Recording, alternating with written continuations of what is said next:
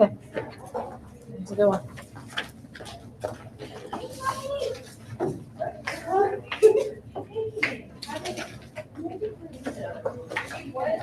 Okay. She's in here. Hey.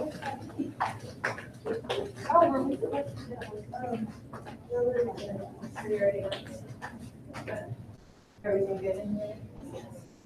Okay.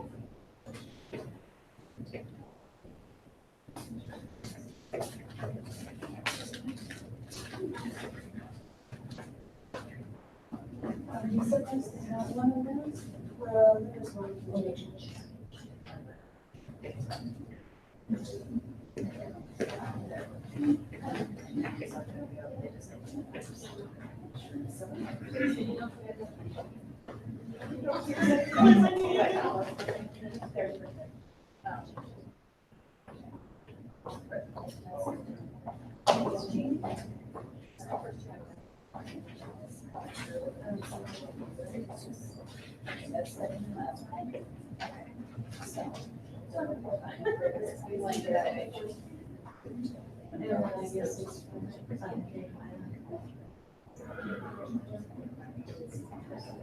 Right.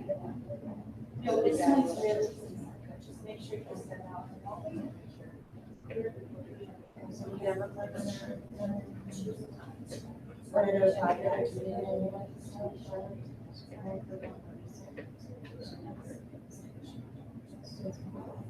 And only close his time. Because the music still stay out. If you're somewhere, like this. It'll just. So then. And then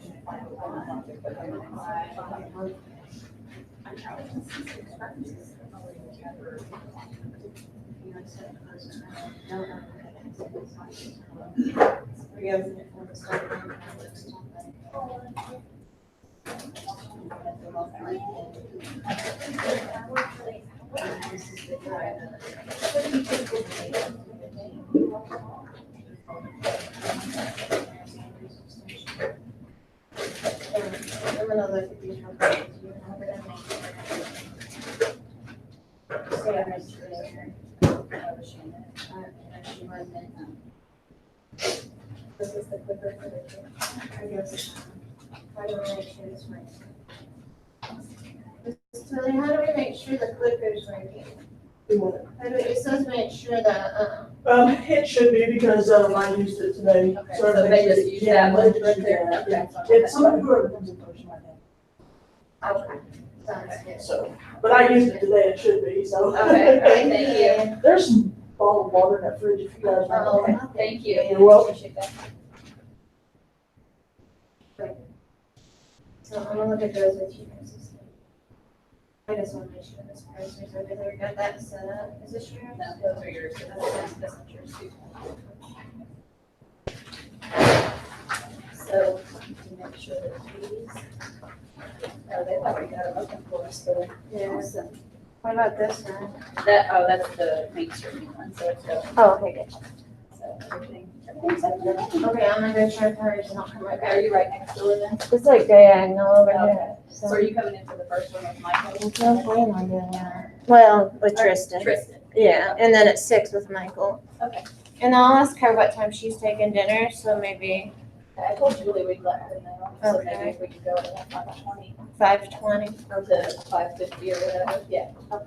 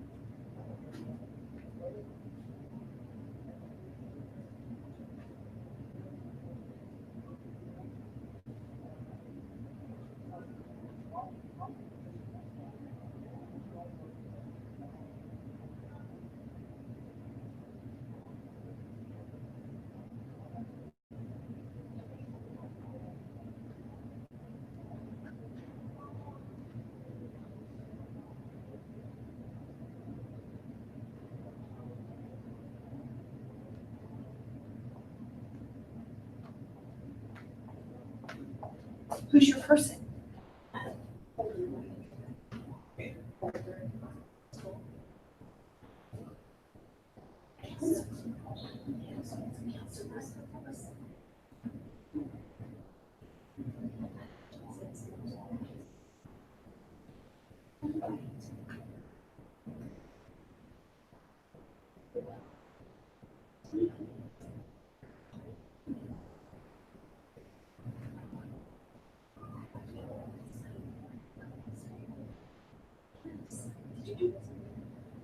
Yes. Yes, I did.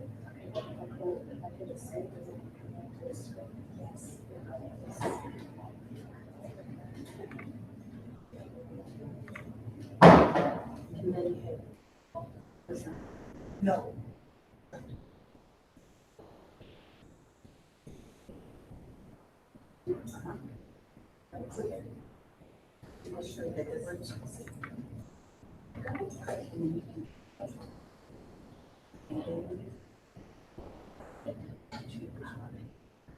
Yes.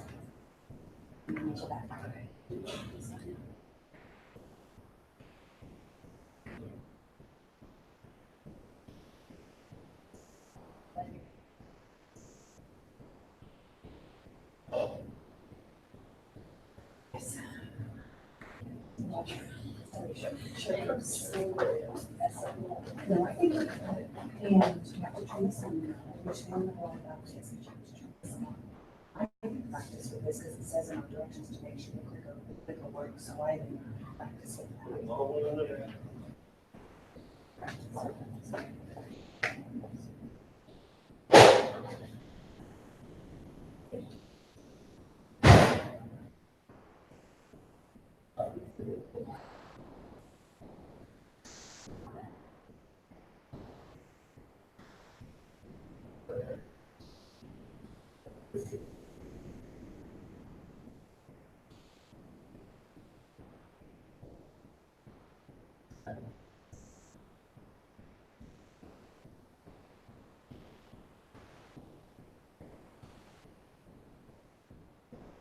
I will see you.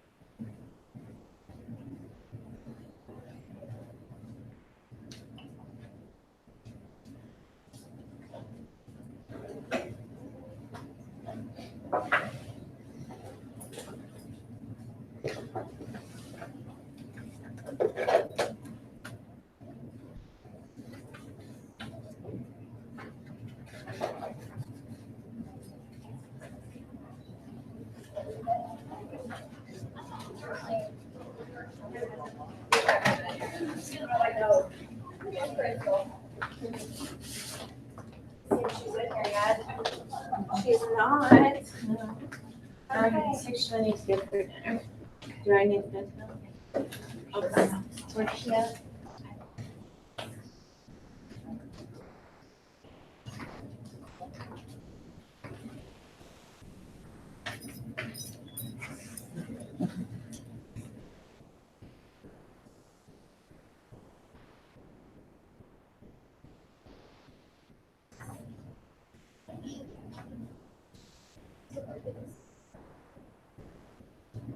Used to be open at 7. And then like 8. Yeah, so better. I got to take it for All right, have you met Anita? No. Hi, Really, really hard to get on. Oh, nice to meet you. Last reading intervention, that's so important. I used to be sort of elementary stuff. Yeah. I like the high school kids better, but I like the smaller kids. Yeah. And we're gonna wait each to chat. Yeah, this. And I'll look. I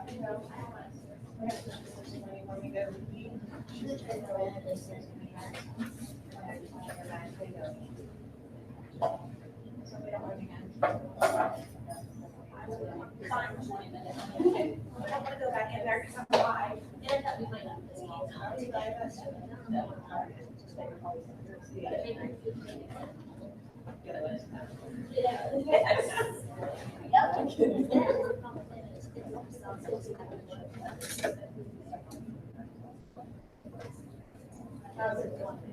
You just have a click on the person. Yeah, because I might run out of shit.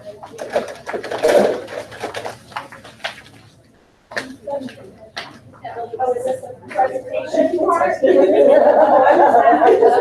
story. So, click on it.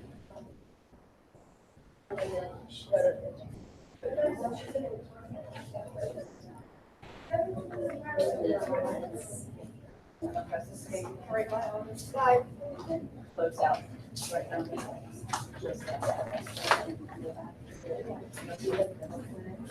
Autumn, I won't be in there to see it for you today. I do. I don't have my phone. I'll try not to. Oh, wow. Thank you, lady. I'm pretty sure. No, not late. Okay. I won't be back in here till 16. Okay.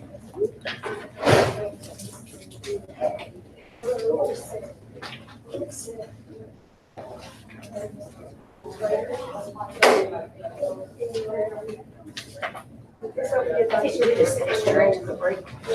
Yeah. Just sit on my computer.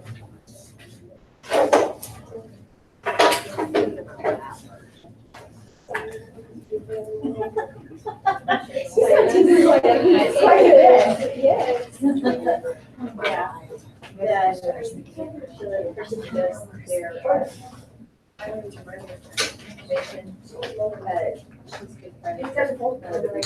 A lot. Oh, yeah. Welcome. Of course, they like Nicko Parker, but she likes it stuff. I know we got another season. Oh, I can see that. We're really related. I think you'll tell everybody what the time is. The student, or the session ID on this is 19 for the judges.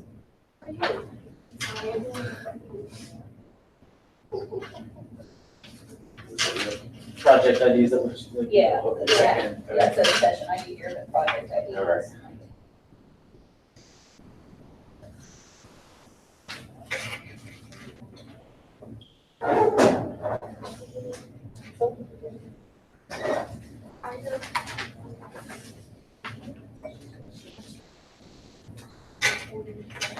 Project ID is 19. Yeah, I do.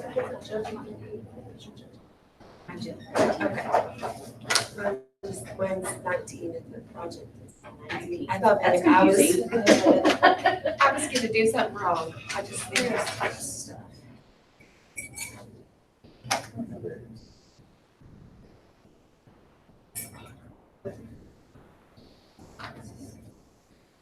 Right there. Yeah, 119.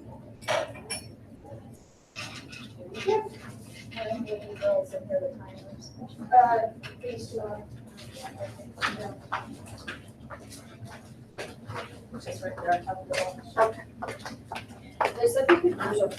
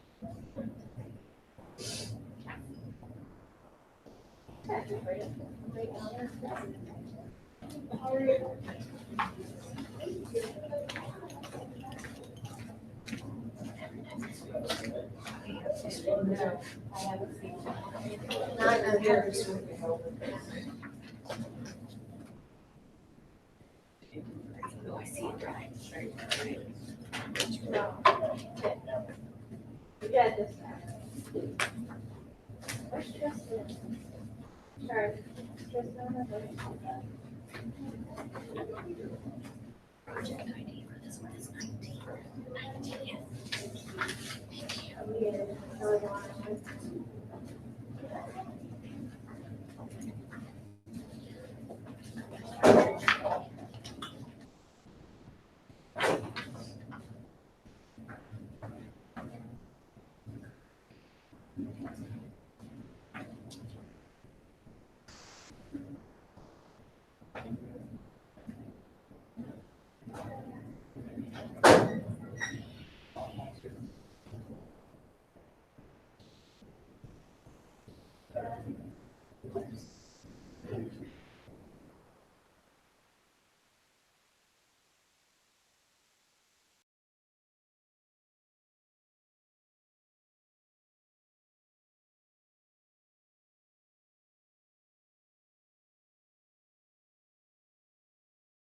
It's project number 19.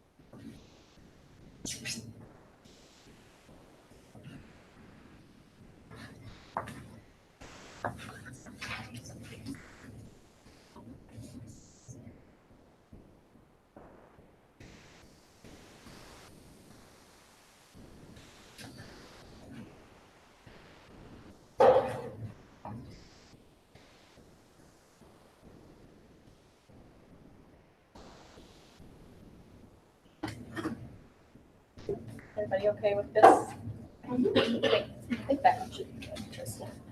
Yeah.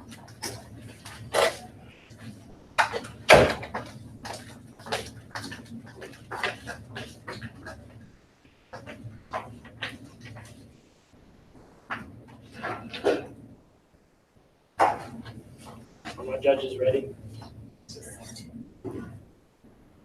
Study nature, love nature, stay close to nature. It will never fail you. My name is Tristan Smith, and my presentation is over indoor versus outdoor learning. Education in the classroom. We have technology such as computers and books to use. It is more structured, and teachers in control of behavior.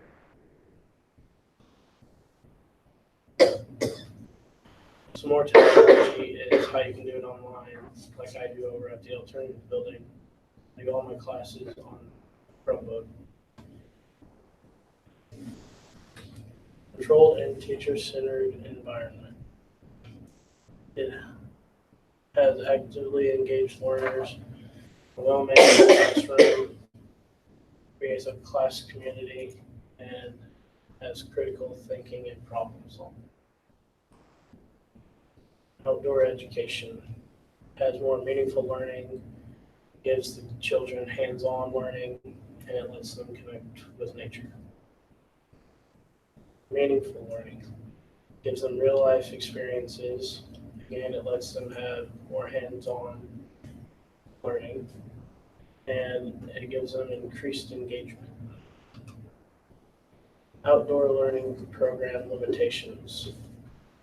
The time commitments, the additional workloads, which is for the teachers to plan everything, and the funding, which is for books for outdoors, or to have somebody come in and explain what they do.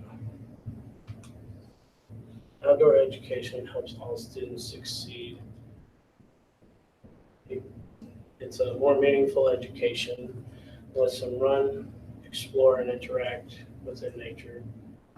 It lets them connect with nature better, and gives them very varied instruction, method, and setting. For my product, I built 6 brand new picnic tables for the outdoor classroom at the elementary because there was a bunch of broken ones. The decision for my product, it was because there was a bunch of broken tables, so they had 2 or 3 left, and that's not enough for them to have anything. So I decided to build 6 brand new ones, and for them, so they get a place to learn outside or just sit while at recess. The challenges I faced were the time and the experience.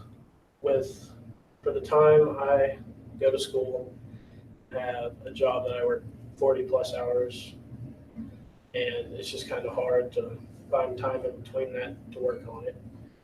And I have the experience, I haven't really built very many things, except for when I was like 8. I helped my grandpa build our house out in the country, which I didn't really help that much.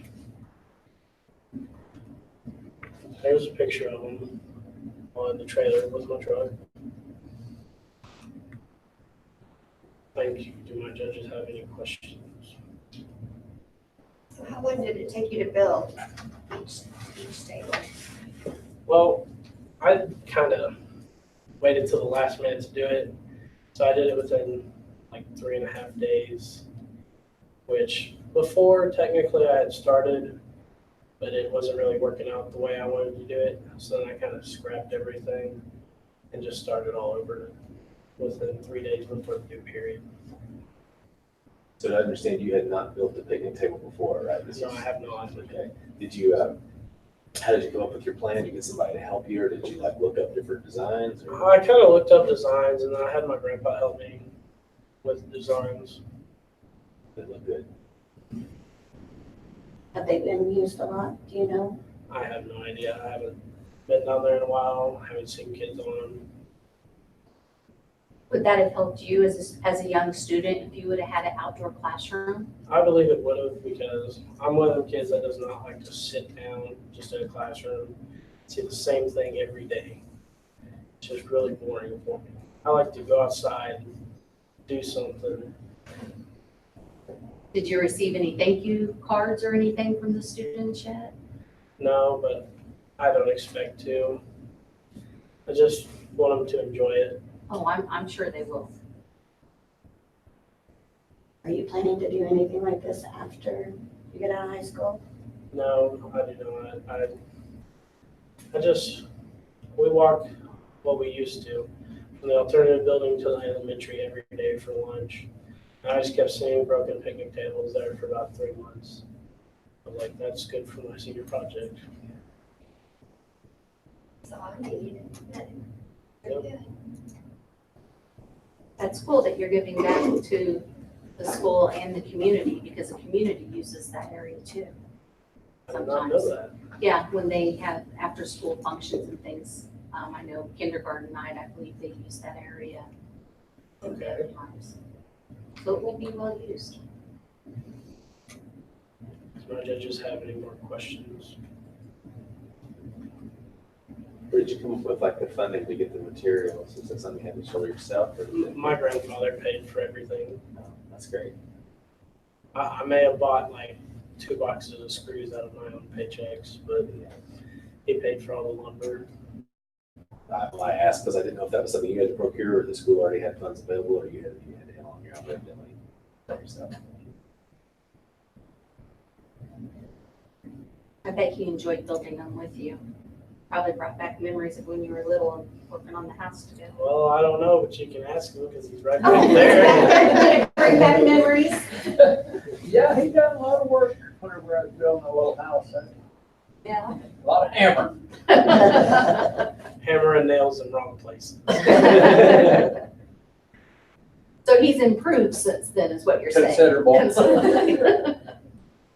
Whoops. Well, thank you. Thank you. It's very good. Good job.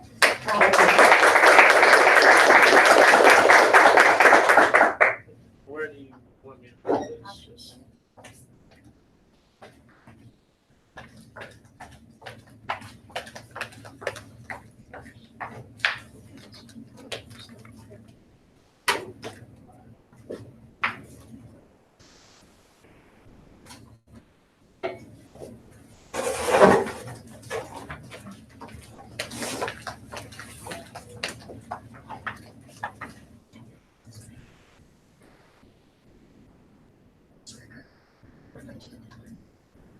I'll just try it again.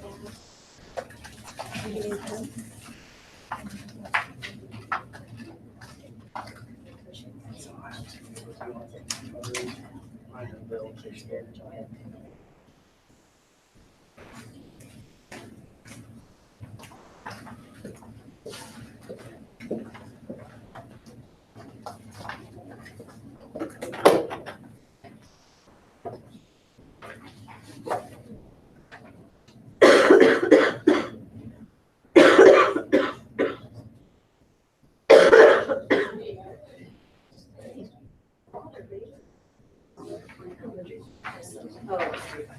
Terrible this year. Guess I got to double up on my allergy meds too. I take prescriptions for sick and Flonase and nothing is helping. And there's a lot of plain.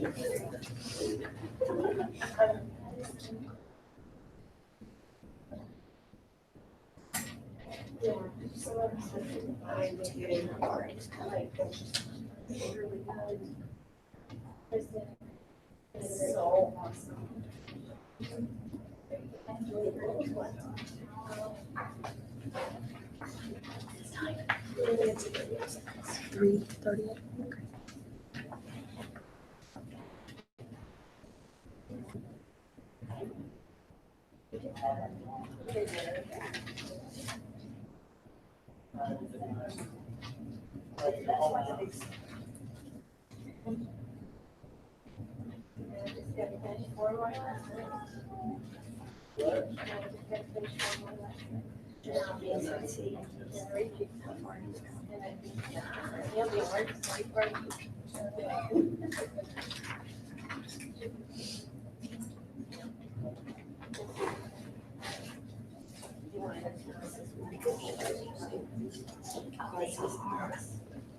That's exciting to see.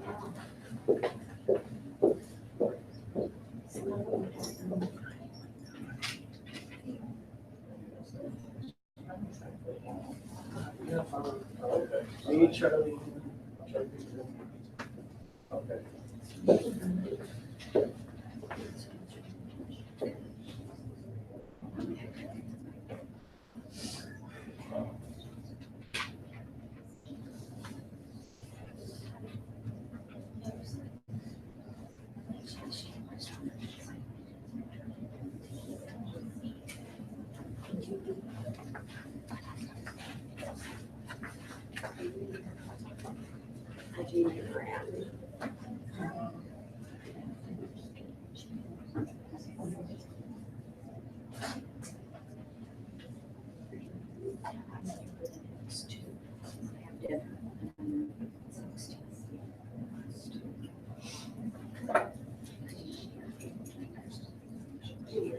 I'll take it to break, dinner break, and then I'm back. I should have.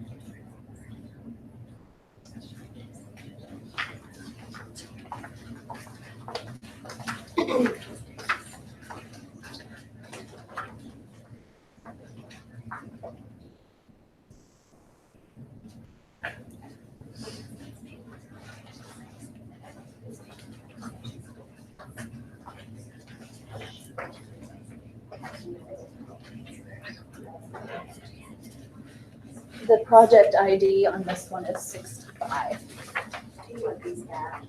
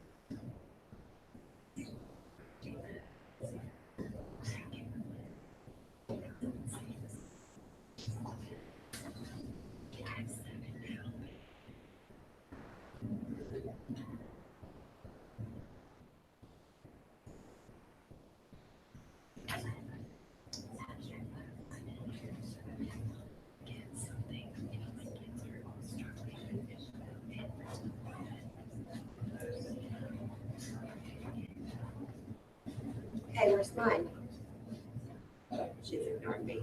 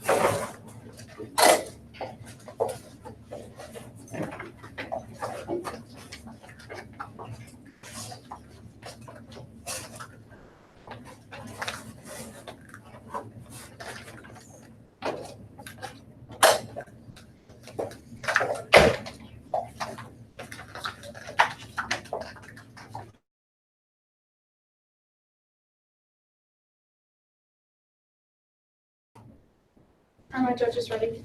Yes. Some of my very first memories are from when I was 4 years old. I lived in Tucson, Arizona with my dad. I was removed from my dad's house and I was put into foster care. At the age of 5, I was taken out of foster care by my grandparents and I was moved to Alton, Missouri.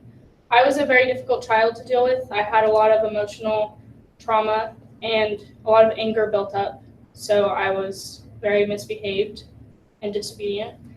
I was adopted by them at the age of 10, and at the age of 13, I was signed back over to the state, and I was put back in foster care. I have since been in 4 different foster homes. Good evening, my name is Nicko Parker, and I am doing a night down the rabbit hole. There are a lot of factors that go into parent-child relationships, but researchers say that ages 0 to 5 are the most important years for psychological development in a child. A parent is usually the first person that a child will learn to trust. So if a child can't trust their parent, then they have a very difficult time learning to trust and develop relationships later on. So if they can't learn at a young age to trust and develop a relationship, then further relationships like high school or marriage even are difficult. So this is why the relationship between a parent and a child is the utmost important. There are a lot of different parent-child relationships. There is a relationship between divorced parents, single parents, and parents who suffer with alcohol and substance abuse. Divorced parents, the children have to choose sides a lot of times whenever the parents divorce, because a lot of the parents are against each other and it puts the kids at an odd spot. They have 2 different families. So they have 2 different Thanksgivings, Christmases, birthdays, Easters, and other holidays. They have to live 2 different lives. And a lot of times if they have siblings, then even the siblings can be split separate ways. To one live with the mom and one live with the dad. And it just puts a lot of emotional stress on the child. Single parents are often on a money crunch because they can't work as much or as little as if 2 parents were living there. Because if it was 2 parents, then they could split the expenses. But with 1 parent, they have to take over all of the expenses with the whole family. Men and women get different pay rates. Men can oftentimes find a job way easier than women can. The pay is really good. So they don't have to work as much, whereas a single mother has to work a lot more to provide for a family. Kids sometimes don't know one or the other parents. They might not know their dad, and they might not know their mom, or they might have even been through the emotional trauma of the split up. Parents who struggle with substance abuse often have a home set up where substance abuse is normalized. And so the child doesn't think that there's anything wrong with substance abuse. So this could have a positive or a negative effect on the child. A positive effect would be that the child wouldn't want anything to do with substances or alcohol. And a negative effect would be that the child just doesn't have anything against alcohol or drugs, and they think that it's perfectly okay. And of course, children who grow up in a home thinking that substance abuse is okay are at a much higher risk for addiction. For my product, I wanted to hold a dance for the kindergarten and preschool boys and girls and their parents to attend. I had this dance Alice in Wonderland themed. I had cupcakes that had pink and white frosting. I had mini brownies, and then I had red and blue punch. And then I had games like pin the tea on the teapot, and then I had photo booths and just different activities. And all the helpers were dressed up in Alice in Wonderland costumes. So we had Tweedledee, Tweedledum, and Red Queen and Alice. I advertised by hanging flyers at the local businesses in town, such as Snappy Mart, G&W, Dollar General, and Town and Country. I also sent invitations out to the children 2 weeks prior to my event and then the week of my event that were just smaller versions of the flyers so that they could recognize them as hanging around town. I made a Facebook page about it, and I invited the people on Facebook that I knew had children. And I also messaged the parents personally who I knew that had children in these grades. My challenges were that I had to make 150 cupcakes and miniature brownies and frost them. And I cannot cook, so this was very difficult. I couldn't make these a week ahead of time, so I had to make these all like the night before. And luckily it was a snow day, so I had an entire day to work on it, so I didn't have to crunch it all into a night. But it was difficult because there were some of them that I didn't wait for the icing or for the cupcake to cool before I frosted them, and yeah, you know how that goes. So I had to also set up my cardboard decorations, and I was having a difficult time with it because it was difficult emotionally because of not having done this before and not having attended one as a child, so it was difficult. My biggest challenge was that the Monday prior to my senior project, I moved.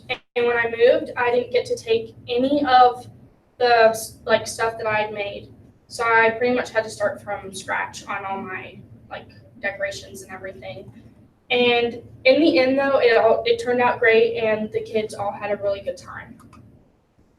This girl up here in the corner would not get out of her seat and dance with anybody. And whenever she finally did, she would not come unattached from my side, which it was an event for the parents, but she had a really good time.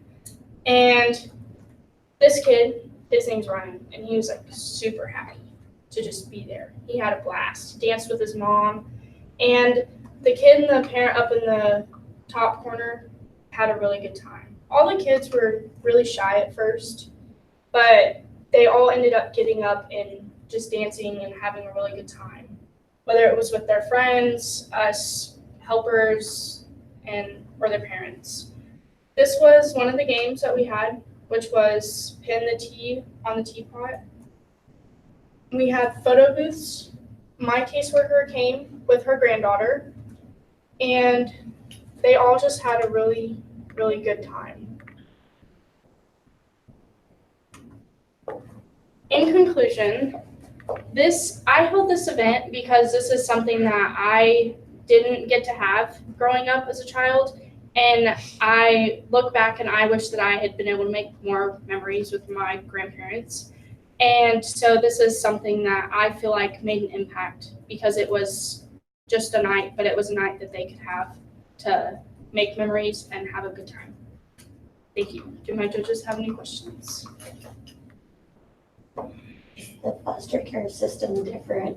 How different is it in Arizona than it is here? I don't really remember much of being in the foster system in Arizona. What do you see yourself becoming in the future? Do you think you'll go into social work or? I've thought about it, but I don't really know because it doesn't. Some caseworkers that are in social work aren't experienced in being in foster care. So I feel like it would be beneficial to have somebody in social work who is experienced in it and could be sympathetic with the kids. What was your favorite thing about the whole project? I think it was the dance, just the dance in general, where everybody was dancing and having a good time, because it was really fun to do. So you got a lot of positive feedback. Yeah. There wasn't a whole lot of kids there, but they all had a really good time.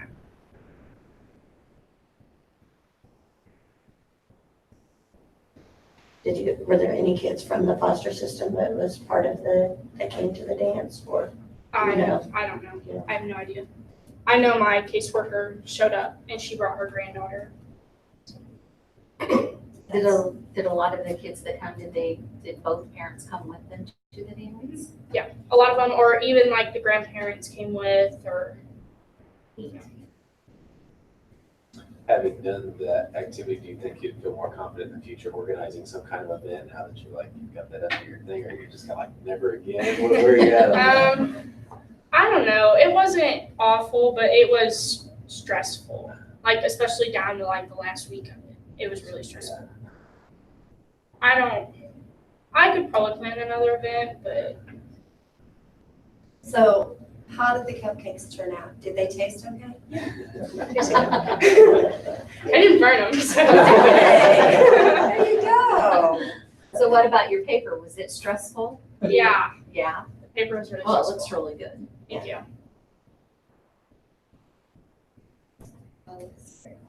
Thank you.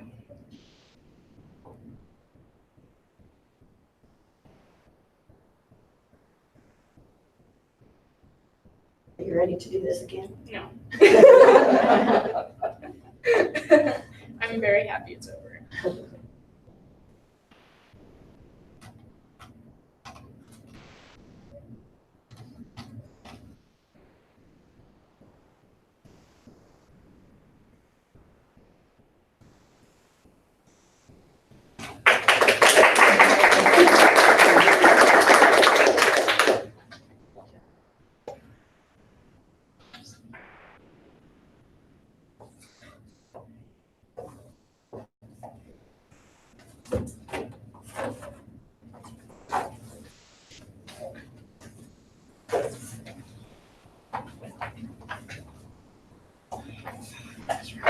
Thank you. Thank you.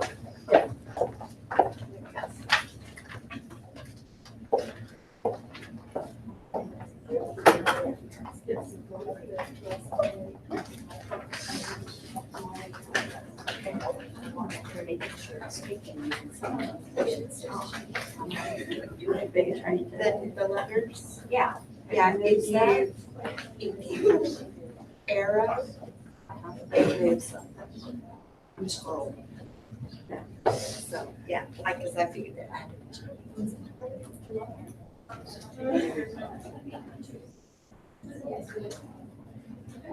Hey, Will. Hey, Will.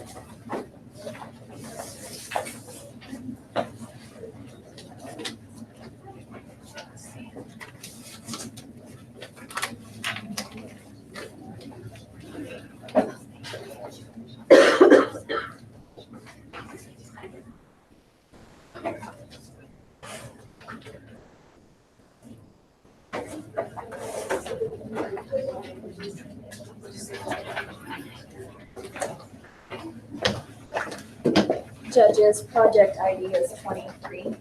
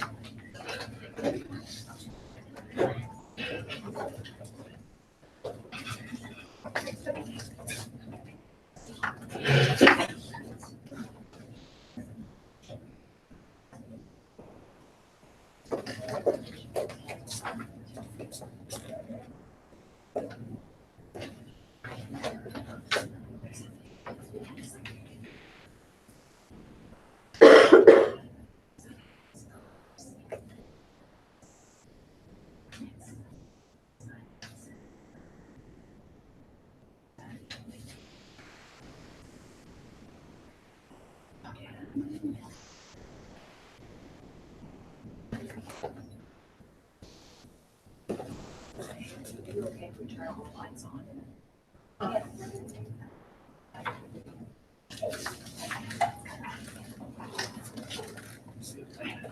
It's okay, we turn it off. It's just a little dark on the screen.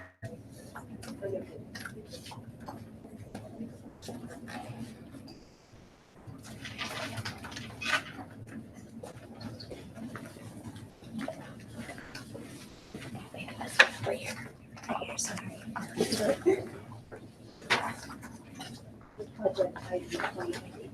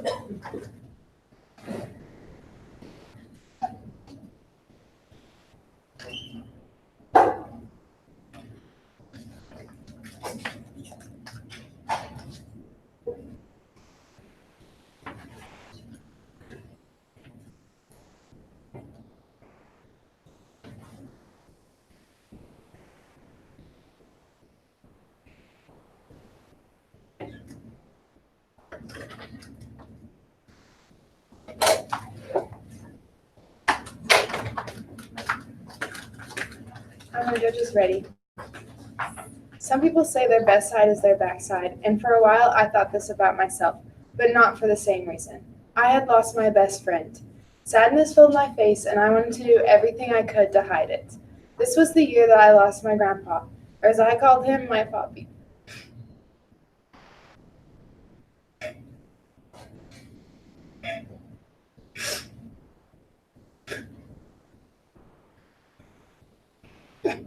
My puppy and I spent many summers together when I was little. And we did everything anything and everything you could think of, like fishing, building birdhouses, driving the lawnmower, or maybe driving his truck. But my most valued time with my grandpa was the time I got to spend with him when him and his buddies played music. My papi was a phenomenal banjo player, and it honestly gave me a sense of happiness to hear him play. Hello, my name is Emily Fair, and my research helped me confirm that listening to the right genre can be very important, and learning an instrument can be very beneficial. I first started realizing my first concern when I started going to Sherry Levin's bluegrass jams. I went almost every Monday night for 8 months, and most of the time I was the only person there my age. Sometimes the closest person to my age were in their 60s or were in their 30s or 40s, and the majority of people there were in their 60s and 70s. Bluegrass was created in the 40s and was a pretty popular genre for quite a while, but here in the last couple of decades, it has slowly started to fade. This made me wonder what my peers were listening to.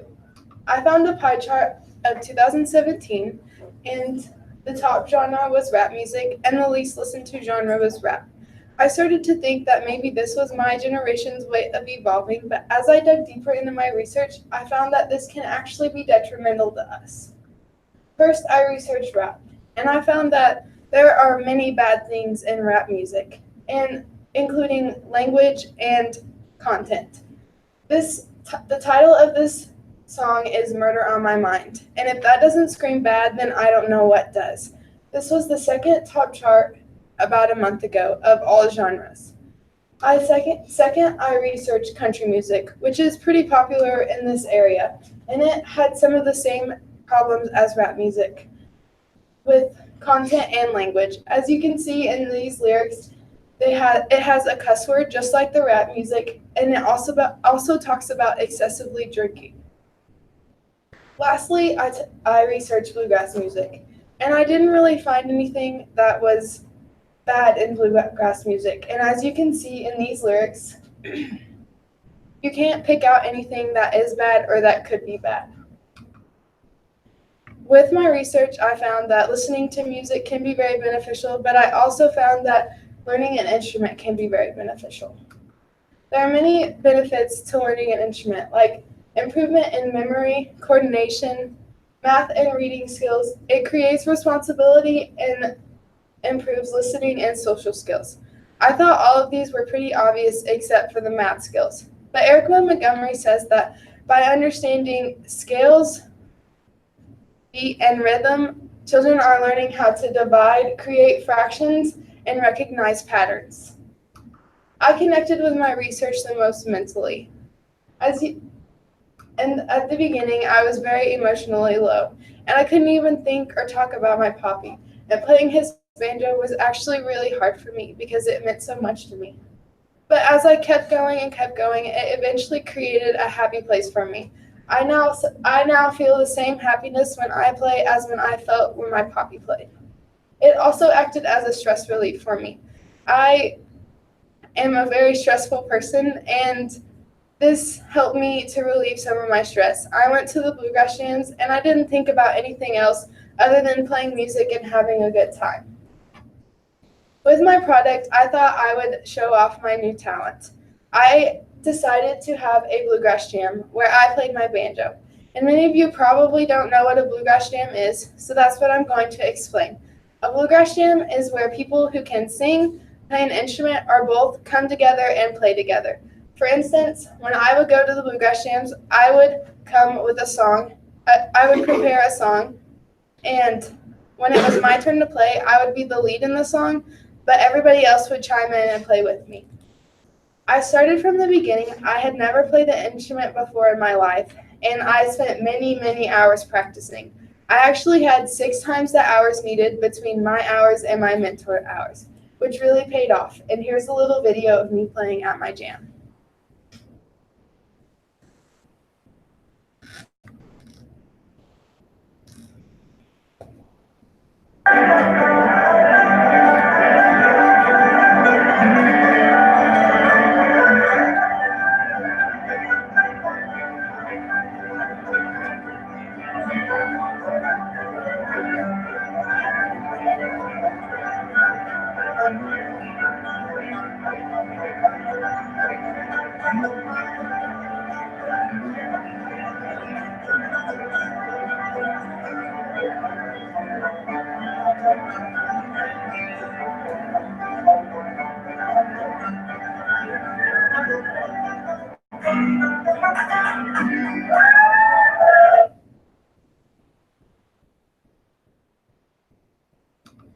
I had two mentors. Only one was an official mentor, but this lady over here was definitely a huge help. She helped me, Sherry Levin, she helped me to learn how to set up and tear down the bluegrass jam, and she let me use her musical equipment when it came time for my jam. She also let me take her jam over for a week to make it my own. And then the other person in this picture is Kelly Hines, and he was my official mentor, and he was the one who taught me how to play the banjo, and he prepared me the best he could for my project. I decided to have a silent auction, raffle a Yeti cooler, and take donations. I wanted to do this so I could give back to the community. With my money that we raised, I decided to give it to my church, Crossway Fellowship, where they let me kind of choose where I wanted my money to go to. I got to choose to give to cancer patients because that related back to my grandpa. We ended up raising $1,632, but my church decided to top it off and make it an even $2,000. We had 104 people show, and it was a total success. With the money, we got to give to these 4 people. The little girl up there in the corner is 2 years old, and she had cancer on her spinal cord. And she has already had to go through surgery and chemotherapy as a 2-year-old. Bill Johnson is the older gentleman in the middle, and he recently got diagnosed with cancer also. Mrs. Newberry is an elementary teacher here at Willow Springs School, and her husband has stage 5 colon cancer. And the lady in the bottom corner is Christine Collins. She is Bluebuck pastor's wife, and she recently was diagnosed with colon cancer also, and they're actually in Mexico getting treatment. We got to give all of these people a total of $500, which I thought was a pretty good chunk of money to help them through their journey. I thought I chose the right genre to lead me to a successful project. Learning an instrument can be very beneficial, and so can listening to the right genre. I think the best compliment I got for my project would had to have been the people who told me that my poppy would have been proud. It lit up my face and made my day. Thank you. Do my judges have any questions? Are you going to continue playing? I haven't been playing recently because I've been so busy, but definitely after graduation, I'm going to go back to lessons.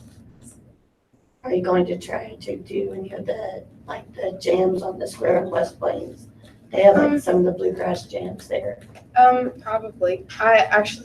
Somebody was asking me about that down in the Bear Sim.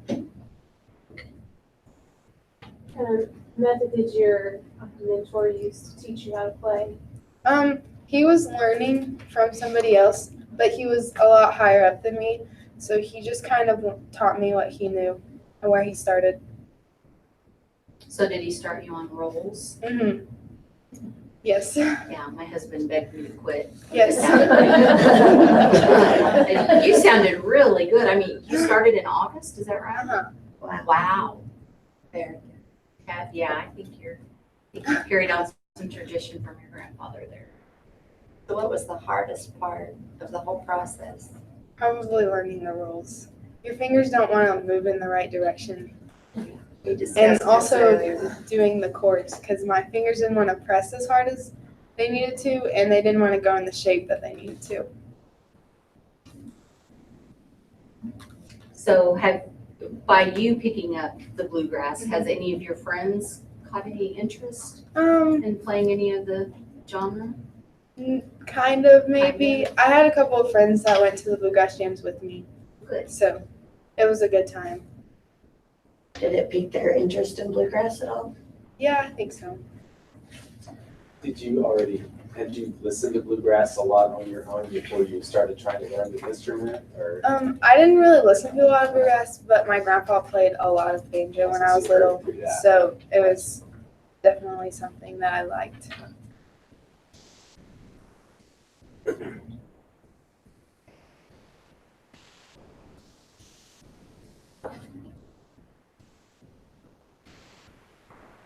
Do you play who in Grand Banjo? Are you going to play for us? Do you want me to? We know it. Wonderful.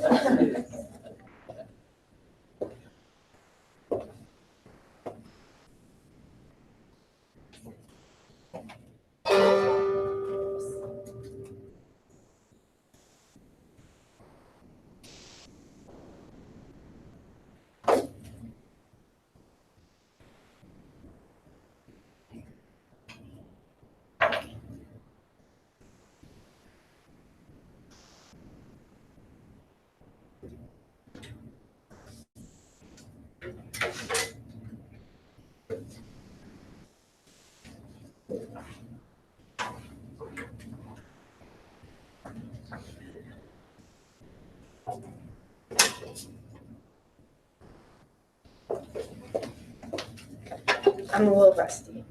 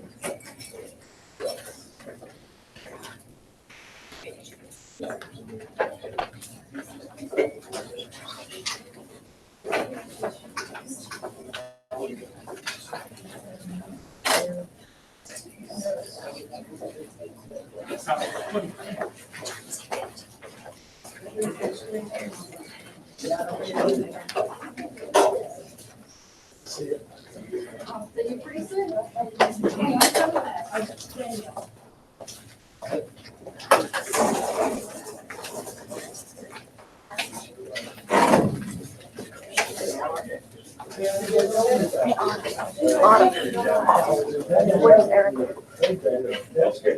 She's supposed to be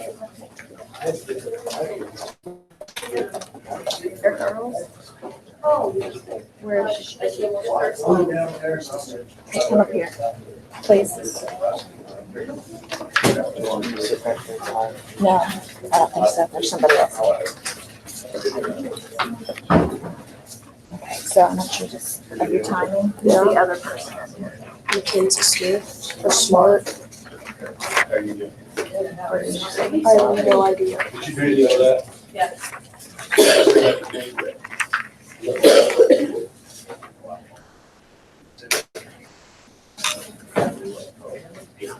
Caleb walked down the hall and see if you see Mackenzie. Tell her to come in.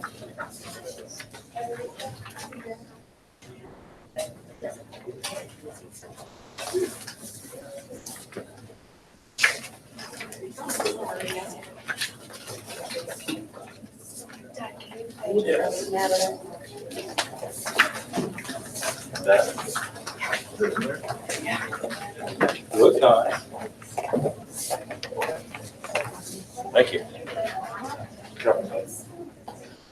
Yeah.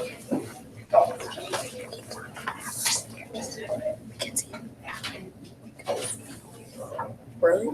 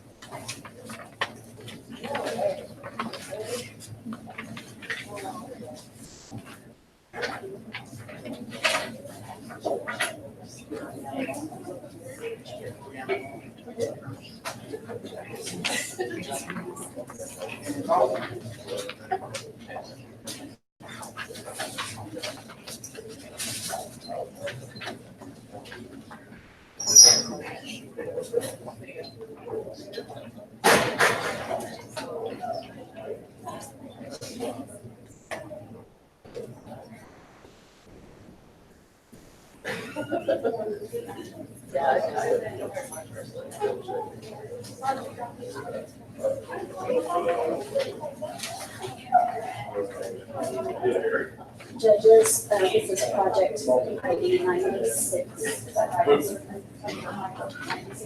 Yes.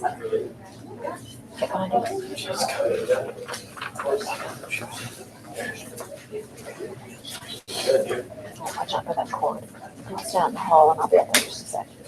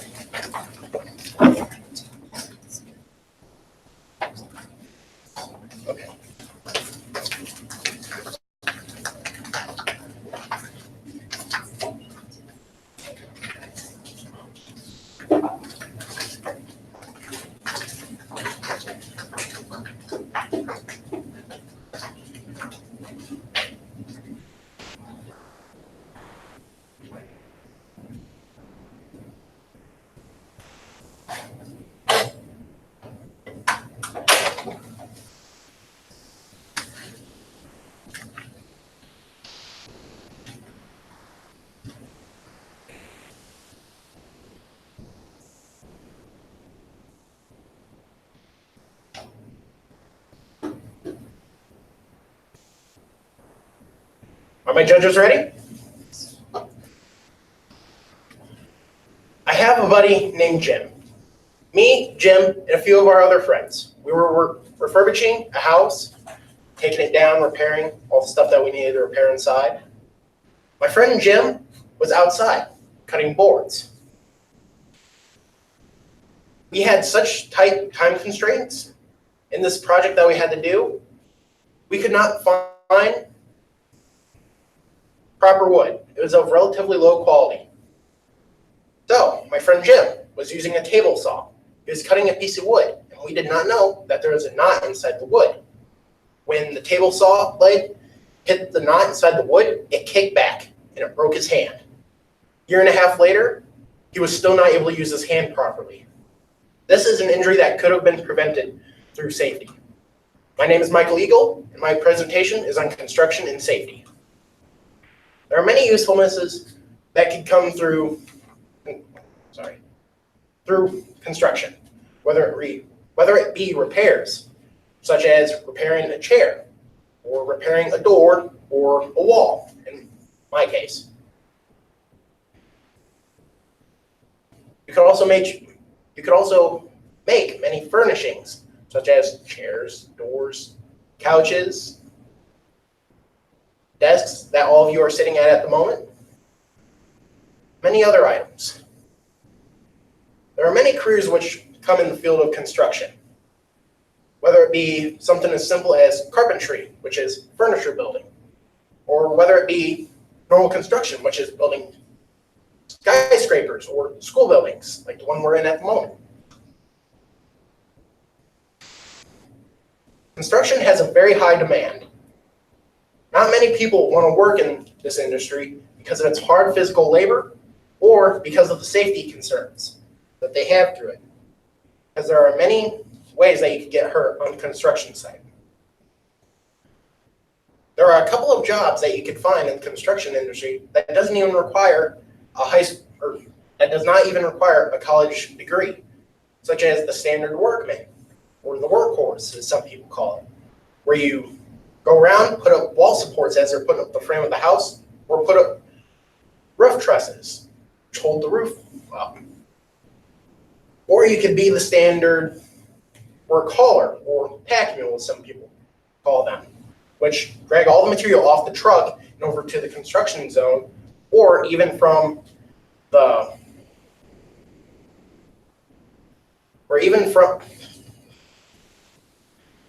even take it from place where they cut the lumber from and take it to construction site.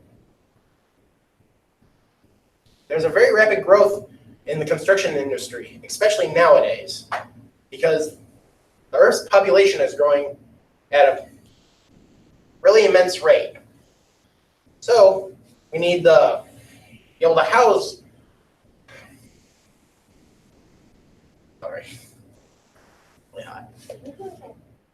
We need to be able to house the population by making buildings. But, as I said earlier, there is a very high demand and not many people want to use it. So we typically have to outsource, such as from Mexico or China. Not many people like it, but they don't want to work it either. There are accidents, many types of accidents that can help, or that happen in the line of construction, whether it be from simple scrapes or cuts to anything serious such as losing an appendage or even death in some cases. And with this also comes many costs, whether it be because of legal reasons such as not following safety rules that need to be followed on the construction site, or whether it be from the person who gets injured decides to sue the company. This could cost the person who gets injured a lot of money for the hospital bills, and also the main contractor who gets all the workers assembled and puts in the work on the project. It could cost him a lot of money, not only to pay for the person who got injured, pay for their bills at the hospital, if the person decides to sue, or as well as paying for bring another person in to replace the person who was injured, and if they're not trained, money to train them. And also with this, many legal complications, such as the person who gets injured, if they decide to sue, or OSHA safety standards, which are a legal requirement in most construction sites.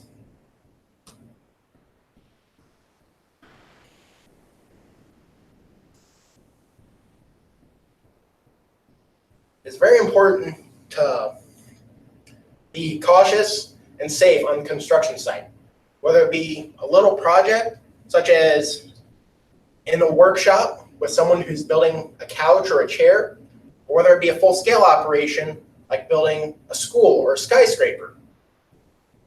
Here is a picture of many different items that you could use to help protect yourself and some others on the construction site, such as the safety helmet.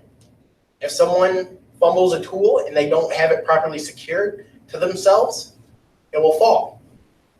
Some people, like in skyscrapers, work 30, 40 stories up. If a hammer that falls from that height, it could easily kill a person. Hard hats will reduce it to maybe a heavy injury, concussion, maybe a little bit of bleeding. Eye protection. You can wear eye protection to help protect your eyes from splinters from when people are cutting lumber. Or if you're on the job site where they have to cut metal, it will help protect from the metal splinters and the sparks from the metal. High visibility vest. This will help you get injury or prevent you from getting injury from all the people who have to drive the trucks and any other equipment from around the work site. Because if you're inside one of those trucks, most of them are built to do their operation and nothing else. There's no comfort usually installed in most of them. So there's no AC, there's no windshield wipers. So you have to provide the best chance of you being able to be seen from the ground when someone's driving one of those vehicles. Ear protection. It can get very loud on the construction site, easily above the OSHA safety standard for recommended decibel ratings, which is 140 decibels. It could easily reach above 160 in some cases, which will cause permanent hearing damage very quickly. Safety gloves. It could prevent you from getting cuts, or if you wear a heavy enough glove, burning or even bruising your hand. Say if you're using a hammer and nailing something into a piece of lumber, for example, and you miss the nail and it hits your thumb, some gloves that they're thick enough will completely protect you from that. And safety footwear. Just like in the case with the hard hat, if you manage to drop something, if it's a hammer and it falls on your foot, based on the size of the hammer, it could easily break your toe. Occupational Safety and Health Association, or OSHA, was created specifically for implementing safety standards into the workplace. Prevention through education.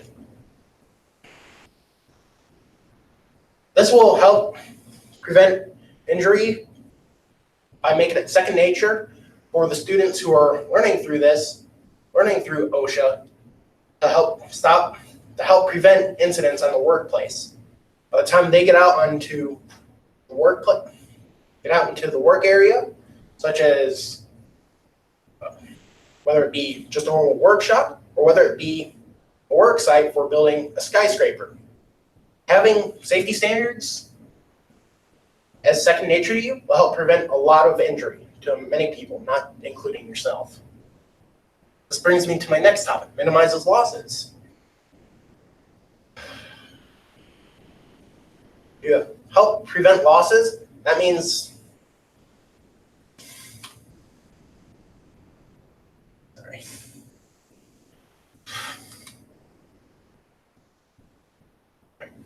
as I was saying in the first part, commitment to safety.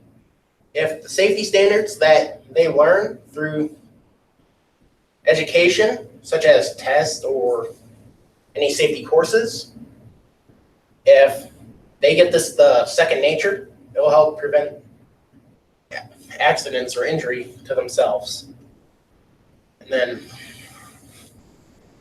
safety courses and safety tests need to be required, so that way it is second nature for the people who are wanting to go into this field to be able to not injure themselves or anyone else that they work with. I decided to build a table with no screws, nails, or bolts. It's all held together by friction. And as a challenge to myself, I decided to use only hand tools as well.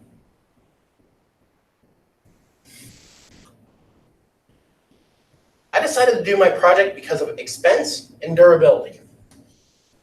Most tables, if they're even of half decent quality, can reach up above $150, $200. My project only costed about $50 in a little bit of time. In durability, even most of the expensive tables, ones that can reach up above $400, $500.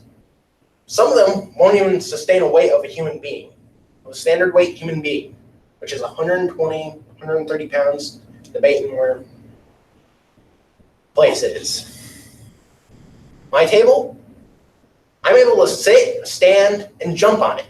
I weigh 280 pounds and is able to completely withstand my weight. It's a picture of me in the middle of working on my project. Right now, I was putting some support boards on the other side of the tabletop. I faced many challenges, such as inexperience. I have used many tools that I have not had the chance to work with in my life, or if I have, not very much. So I had to learn how to use the tools on the fly. And materials, such as in the case with my friend Jim, I decided to wait until Christmas to get started on my project, which limited my time to get started on it. So I had to use relatively low quality materials and time. I majorly underestimated the time it would take to do my project. Total, I thought it would take 5, maybe to 10 hours to work on this project. Here I am, just over 20 hours, and I just got it finished. Construction hazards. In this case, I was cutting a board for the tabletop, and I was using my thumb for support. And I had a knot inside the board, and I hopped out of the cut and cut my finger. This is another injury that could have been prevented through safety standards, such as if I wore gloves, or if I even paid more attention. Thank you. Do my judges have any questions? When you said that you held the table together with friction, did you use glue as well, or just complete, did you make cuts that they all fit together that tightly? I made holes with a bit brace, and then I put dowels inside of them in friction fit. That's great. Any other questions?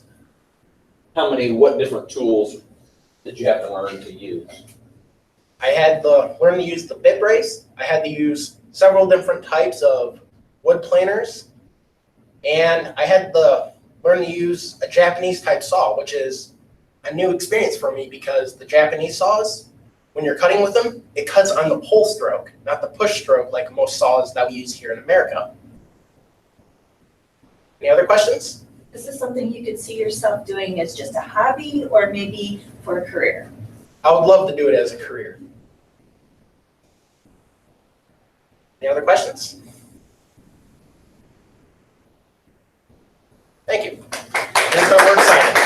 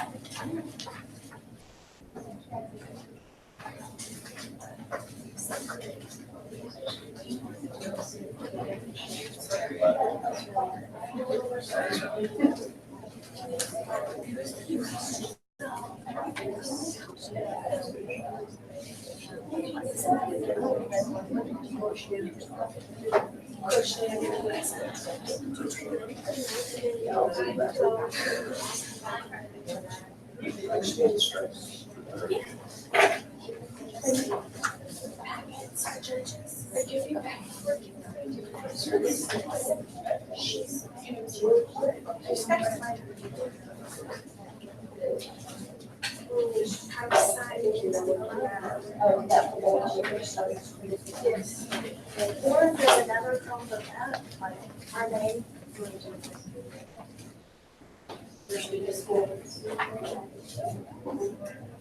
They might take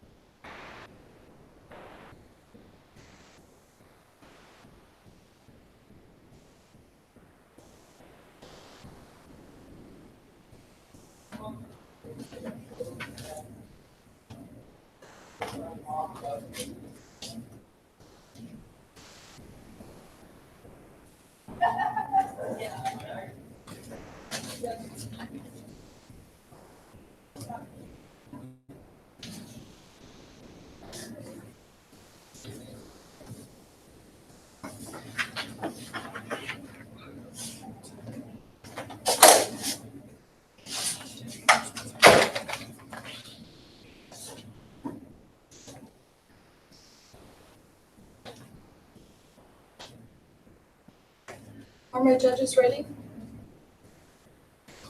Imagine being chased by a big, angry bear. Now, let's not get into the logistics of how you got into the situation, but rather how you respond to it. So you probably feel panicked, right? And this stress actually helps you respond to the situation you found yourself in. In fact, panic helps you stimulate the fight or flight response, and this is almost like a reflex your body has when it's in danger. This response would either help you decide whether or not you want to run away from this bear or try and fight it. Either choice you make, your heart rate would begin to increase along with blood pressure, and the bronchioles in your blood vessels would begin to dilate in response to this situation. The bronchioles would begin to dilate so that more oxygen is entering into the bloodstream, which is an important substance needed for your body to break down glucose into ATP. ATP is a type of fuel that all cells can use, and your muscle cells need more of this fuel to help you either fight or run away from this bear. Your brain also needs more ATP to maintain a heightened alertness so that you make the right decisions concerning your safety. Because of this high demand for oxygen, your blood pressure and heart rate begin to increase, along with certain blood vessels beginning to dilate. This results in more blood reaching those vital organs, which transports that oxygen. Unfortunately, your body's response to a bear chasing you is similar to the response it has when you're stressing over non-immediate stressors like an upcoming test. Because of your body's inability to differentiate between these two types of stressors, stress is often just as harmful as it is useful. Good evening, my name is Anastasia Dashkovich, and for my senior project, I wanted to understand exactly how stress affects my body and whether or not I should worry about trying to reduce my stress levels. I began by asking myself, why is stress such a bad thing? To answer this question, I researched how stress affects my body. I realized that first, the nervous system is stimulated in response to stress, specifically the subdivision known as the sympathetic nervous system. This system has the fight or flight response that helps you run away from that bear or fight it. One way it does this is by stimulating the endocrine system, which secretes hormones. One hormone secreted in response to stress is epinephrine. Epinephrine is commonly known as adrenaline, and the response it has in the body is to increase the heart rate and blood pressure and dilate certain blood vessels along with the bronchioles. In the circumstance of being chased by a bear, epinephrine could have potentially saved your life, but many of us do not need to be chased by a bear to feel stressed out. Because of this, epinephrine is released despite us being not in any real danger. Another hormone secreted in response to stress, even if it's perceived, is cortisol. Cortisol works by inhibiting the parasympathetic nervous system's function of rest and digest. With high levels of cortisol being secreted, your body no longer maintains itself as it properly should, and this can be noted in the fact that your immune system's effectiveness begins to decrease with high levels of cortisol. So what does this exactly mean for us? Well, for those of us who have chronic stress or high levels of stress, these hormones are secreted almost continuously, and this can result in serious damages to the body. In fact, symptoms of stress include headache, increased blood pressure, changes in appetite, and inconsistent sleep schedule.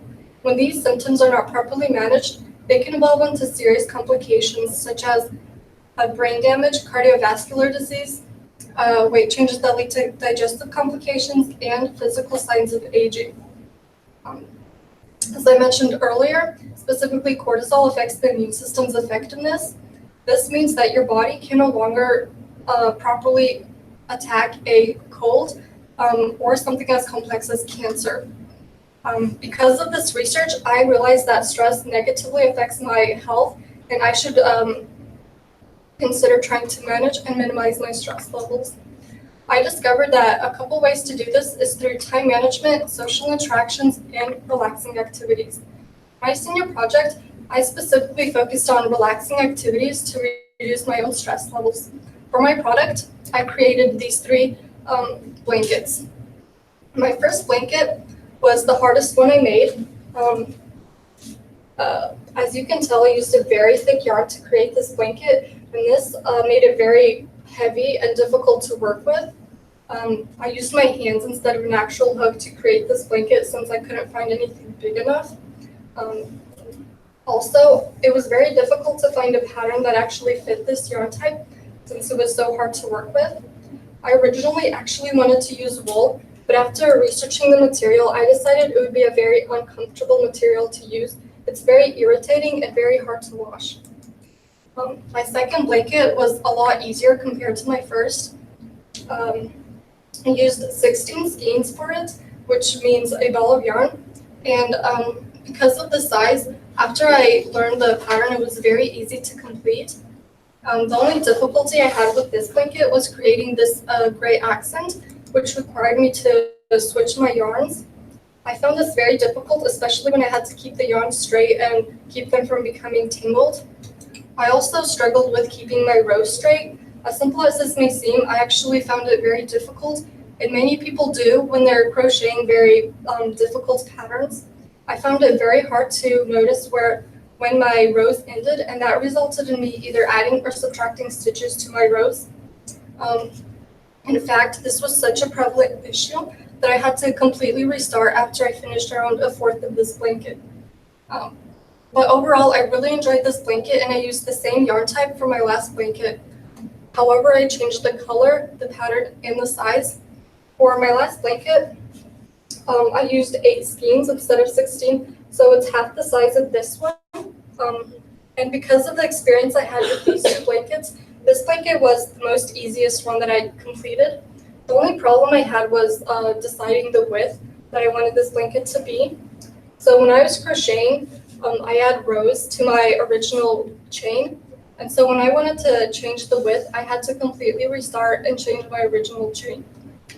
Despite these difficulties, I really enjoyed these blankets, and I can definitely say that they reduced my stress. Although senior projects are notorious for being a source of stress, I decided to avoid that aspect with my senior project. Not only did I manage to reduce my stress levels, but I also increased my skills at crocheting. Although reducing stress altogether is impossible, it can also be life-threatening when you need to respond to a serious situation, like a bear chasing you. But because of the serious health implications I discovered that stress has on my body, I will continue to find new ways to try to reduce my own stress levels. Thank you. Do my judges have any questions? I was trying to figure out what kind of stress you have. How old are you? I'm just 17. joking. Okay. Throw in a couple laughs every once in a while, it helps. Yeah. How long does it take you to crochet one of these blankets now that you know what you're doing? It depends on the size, really. How long on this green one? This one, probably like 7 hours. Yeah, but like spread out through a week I think it was like really fast. Would you have been less stressed if you were crocheting while you were talking? Maybe. It would be kind of hard to focus, so maybe not, yeah.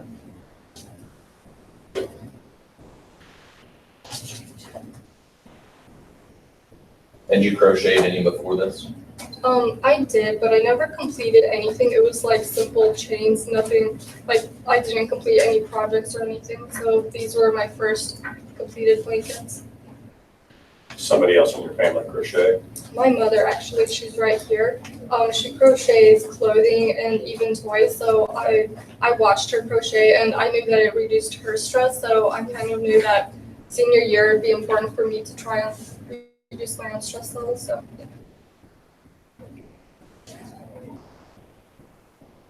So this would be something that you continue? Yeah.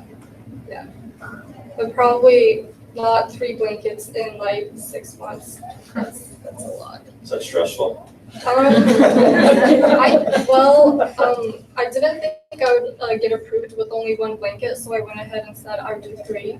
And I started in early fall, so I knew I had plenty of time to complete them, so I wasn't too stressed.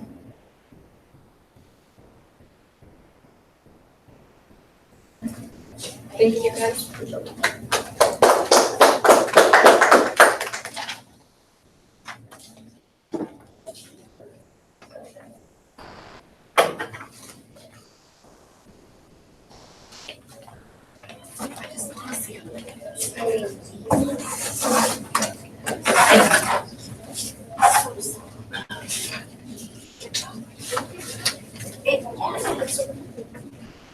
Yeah, this is real.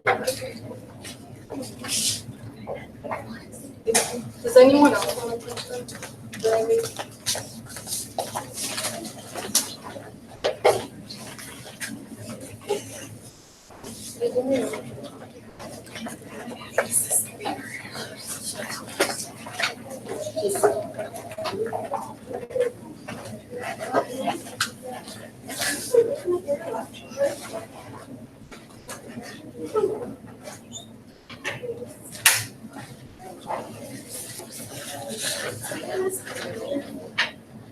Oh my gosh. Can you turn it up? Please.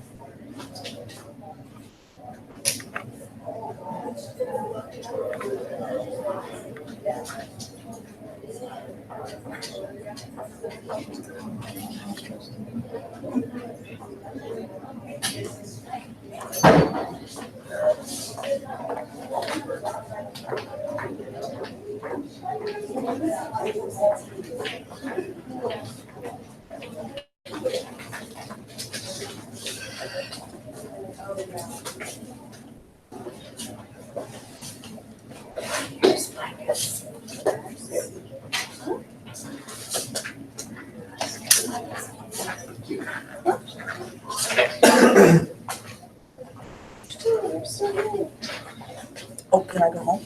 No. Oh. You're judging this time, right? Yes. Just my fault. What's wrong with this? I'm trying not to bother you. Hi. Welcome. Oh, thank you. He's not here yet, but he will.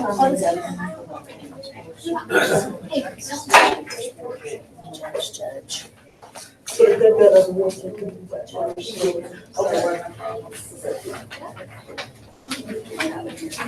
you out of here? Yeah. You figured it out. Yeah.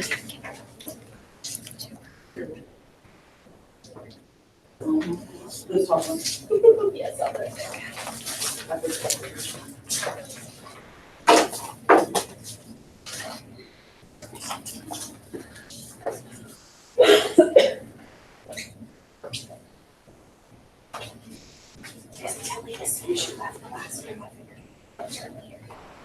So did you turn the hair down? Yeah, not really.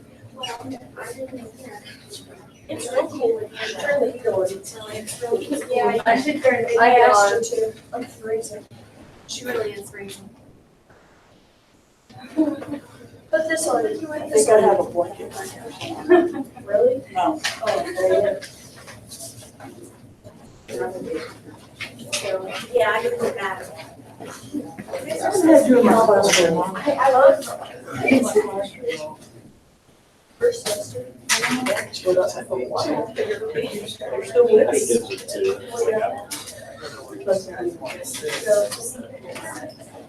Well, it's all. What attitude do you want to check? Your attitude? That's her, that one. You guys say whatever you want. Oh, yeah. And then Fourth grade. She comes in.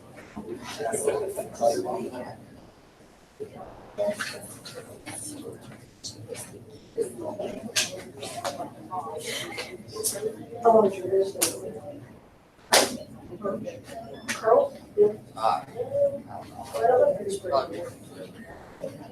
But, I mean, it'll stay unless it gets like wet.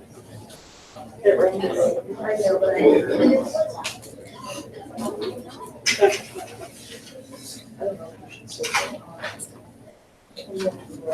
Just put water on you will have to.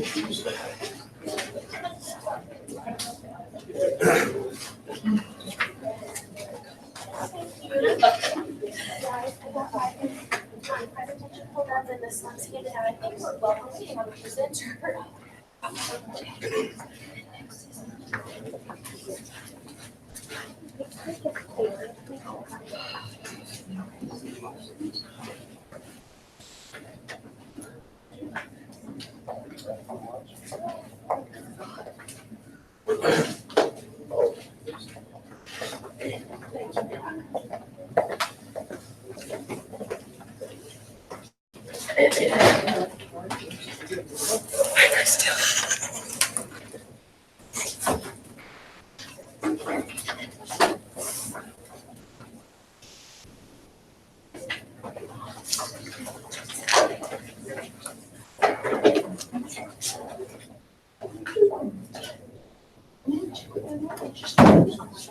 Judges, this is project ID 82.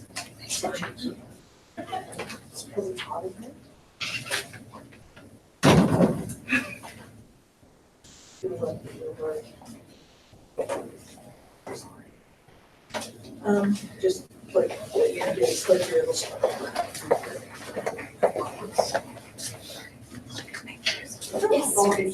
Yes. Yes, I did.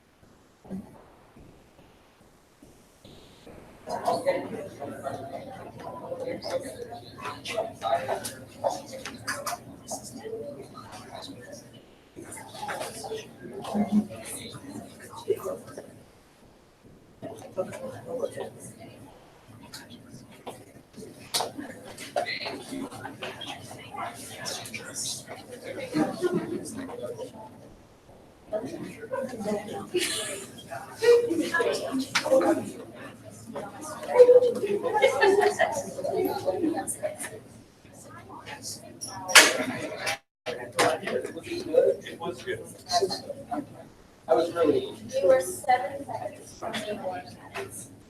You're 10:53.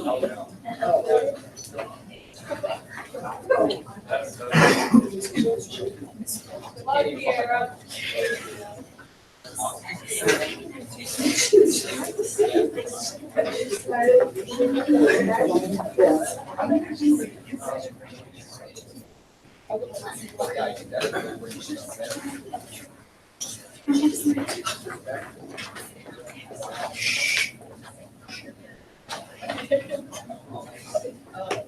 Okay.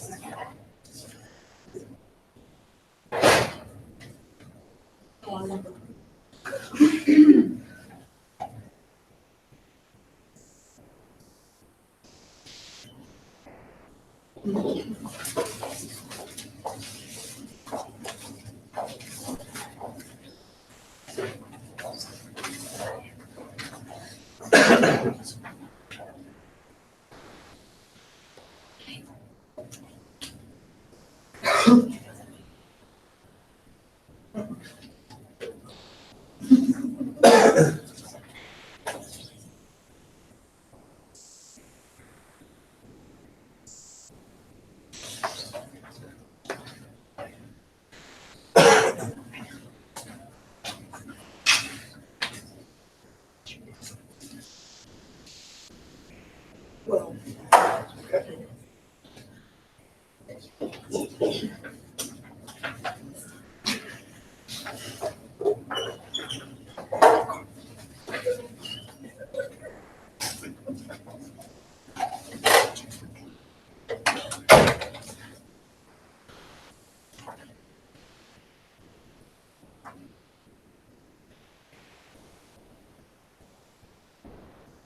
My judges ready? I'm not originally from Willow Springs, Missouri. I was born and raised in Roseville, California, where I grew up playing a sport called rugby, as you can see in this picture. In this sport, I was able to travel to many different places around California, such as San Francisco, Sacramento, and even some further away places to play rugby. And with this passion I had, when I moved to Missouri going into my sophomore year, I decided that I didn't want to let this passion for the sport die that I had come so close to growing and has helped me in different places, and I didn't want to let this passion die. With this, I still play rugby to this day. As you can see in this picture and the one next to it, I still wear the same scrum cap that I wore when I originally started playing, due to the fact that it has allowed me to always know that I'm secure and has helped me throughout the sport play to the best of my ability. In this picture, I'm playing in New Mexico, and while moving to Missouri, this passion for rugby that I have has allowed me to have experiences and go to different places that I would not have been able to otherwise. I've traveled with Missouri All-State to Colorado. I've traveled with USA South to Las Vegas. Hello, my name is Micah Duffield, and for my senior project, I held a rugby clinic where I was able to show members of my community the different avenues that they can take to network and allows them to help them further their career just by learning a new sport or joining a new club. With this, I wanted to see how my experiences compared to the experiences of modern day networking, such as with social media and with different avenues such as LinkedIn, and how networking can further one's career and can help you further other people's career. You might ask, well, what is networking? Networking is a set of behaviors that allows you to meet new people and use these people to not only help you later on in life, but help you possibly find a job and allows you to further your career just by knowing people. With this, growing networks is a very simple thing to do in this modern era. With growing networks, a very easy way to do this is going to a job fair. While going to a job fair, you are able to go up and speak to different companies that have set up booths, and this allows you to possibly have an interaction with these companies that you would not have had otherwise. You can possibly set up an interview, get business cards, and just meet new people, which could further grow your network. In life, it is driven by relationships. It's more so who you know in the job world than it is what your credentials are when dealing with different companies and different avenues that you can take when going and participating in the job search. With this, in a study done of 1,500 recipients, 63% of the recipients were able to find a job with the people in their network, while 11% of the recipients were able to find a job by sending out unsolicited resumes, and only 2% of them were able to find a job searching newspapers and magazines. So as you can see, the people that you know have a drastic impact on how you're able to find a job, and it allows with your job progression. With this, networking has been shown to allow you to have a greater salary progression as well as a promotion progression when in a specific field, just by knowing different people who are higher up in the rankings than you are, or other people who can possibly give you a good job recommendation.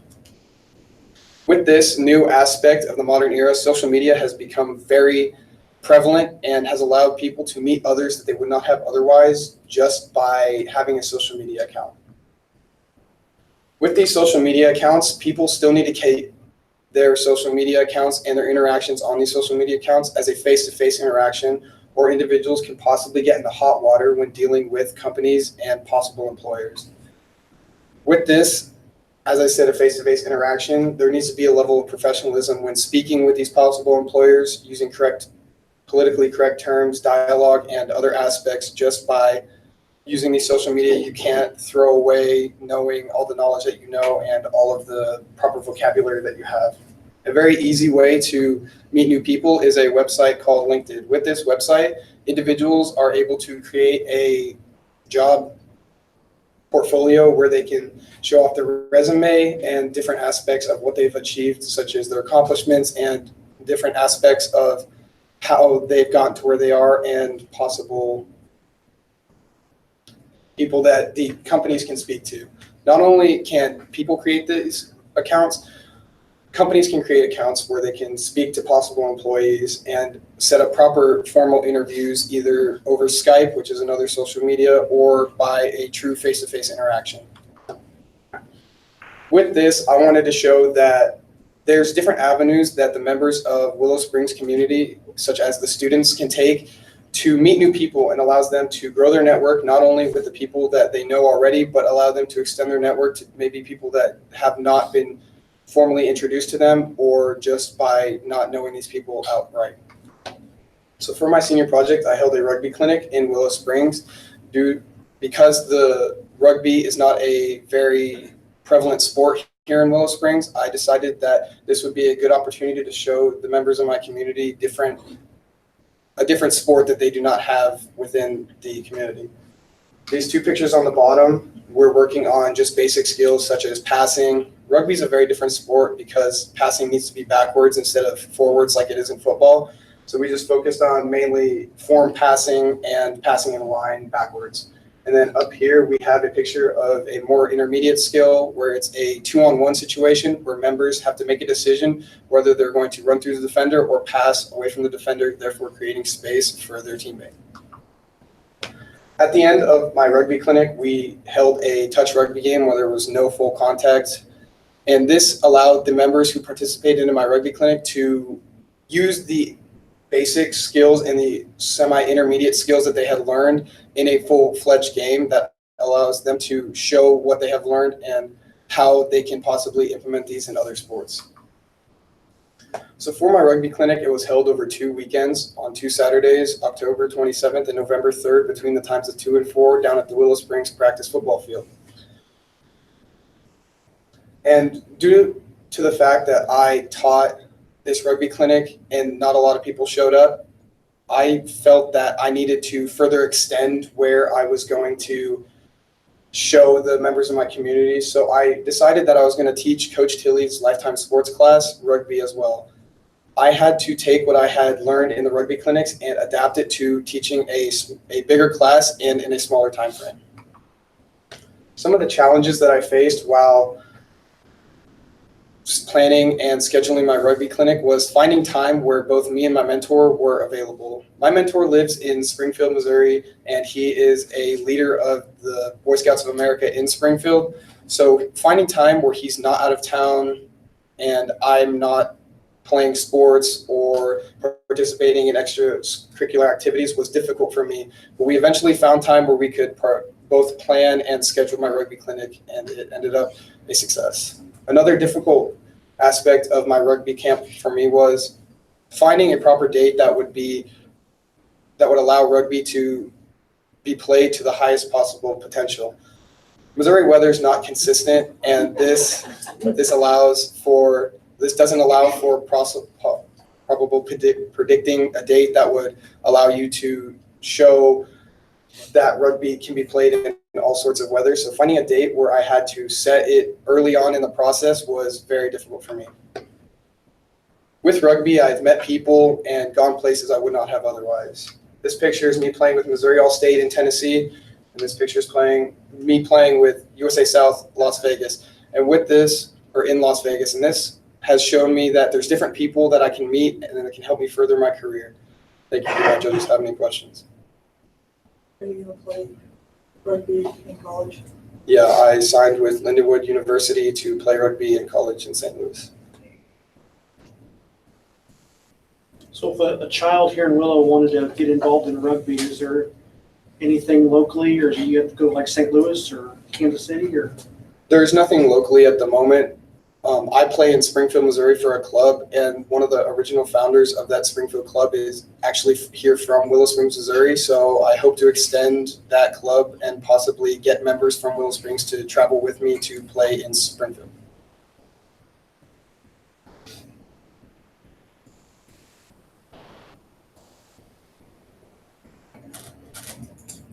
You played football, right? Yes, I did play football. So how would you compare the two? I've never seen a rugby anything. I mean, you grew up here. How would you compare football and rugby? Was just harder, or I would say in the aspect of physical activity, football is more difficult depending on if you're playing rugby 15s or rugby sevens. In rugby sevens, there's a aspect where there's only 7 people on the field, 7 on 7, and there's 7-minute halves, but the field is still the same size as a normal 15s field, which is just about the same as a football field. So that's more difficult, but I think in the physicality aspect, football has rugby beat because football players attempt to hit harder and just attempt to throw their bodies out there.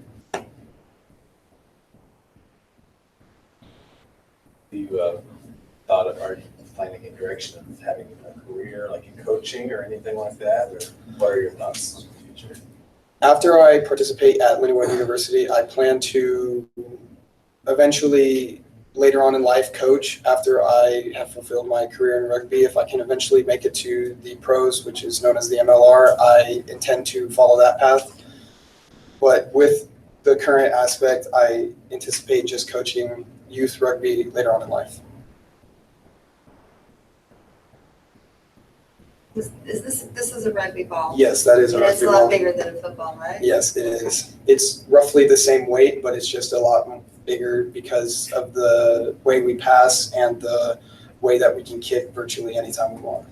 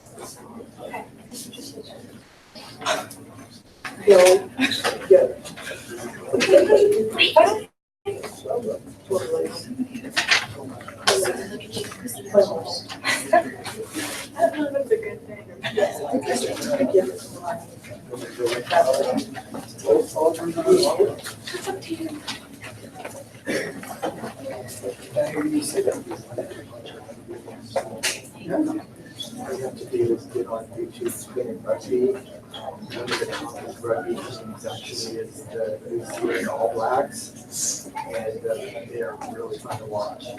Just to kind of see how it, you know, I'm really, just to, that's the water. It's really, because I've never seen rugby before, too, but I went to Las Vegas and stuff, and it's very interesting, the camaraderie that they all have with their players. That's very really. Thank you. Just get on YouTube and there you can watch a whole full match. Charles, how are you? You did a really good job. I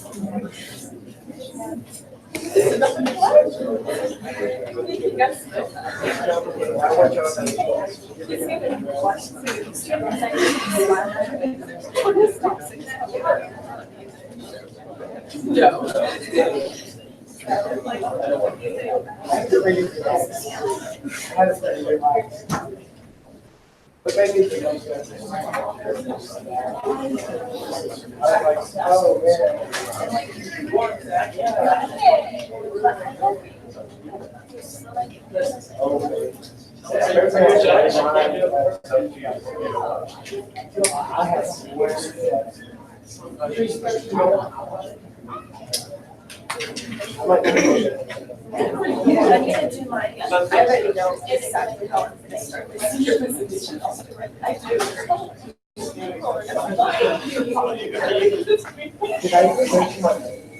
Jesse did, he said my. But it was like 47. But I said,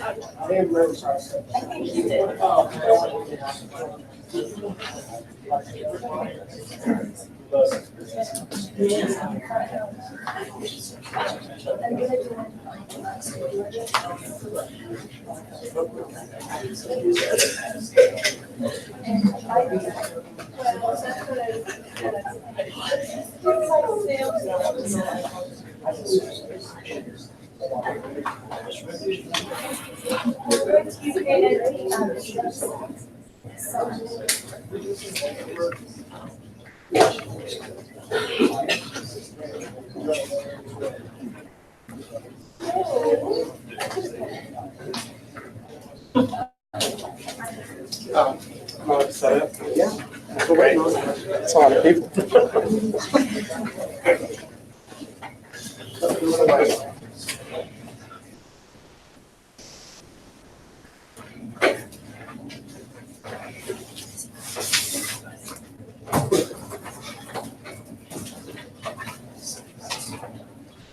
Judges, this is August ID 37.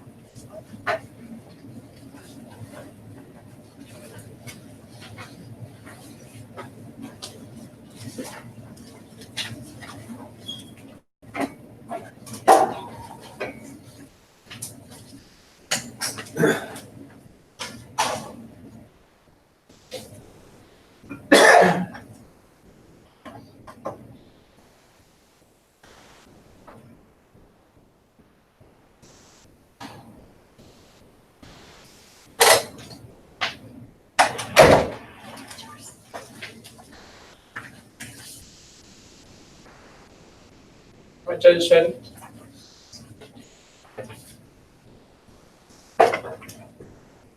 Most schools believe that they are safe from the event of an active shooter or another tragedy like that. But that is what Sandy Hook thought. That is what Virginia Tech thought.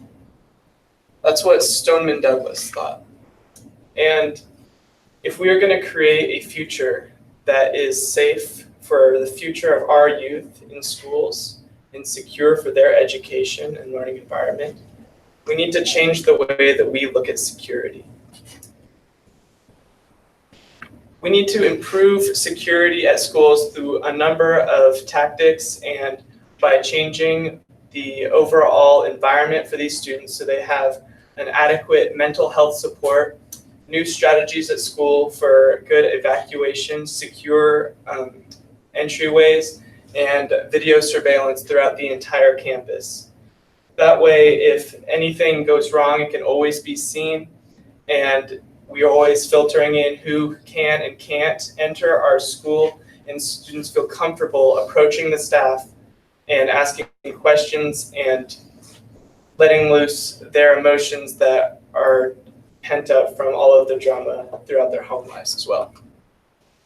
Appropriate social and emotional support is very key to keeping these students in a mindset that is ready and apt to learn in their environment, and so that they are prepared for their school day and rather than keeping up with all of the drama that may be happening at home.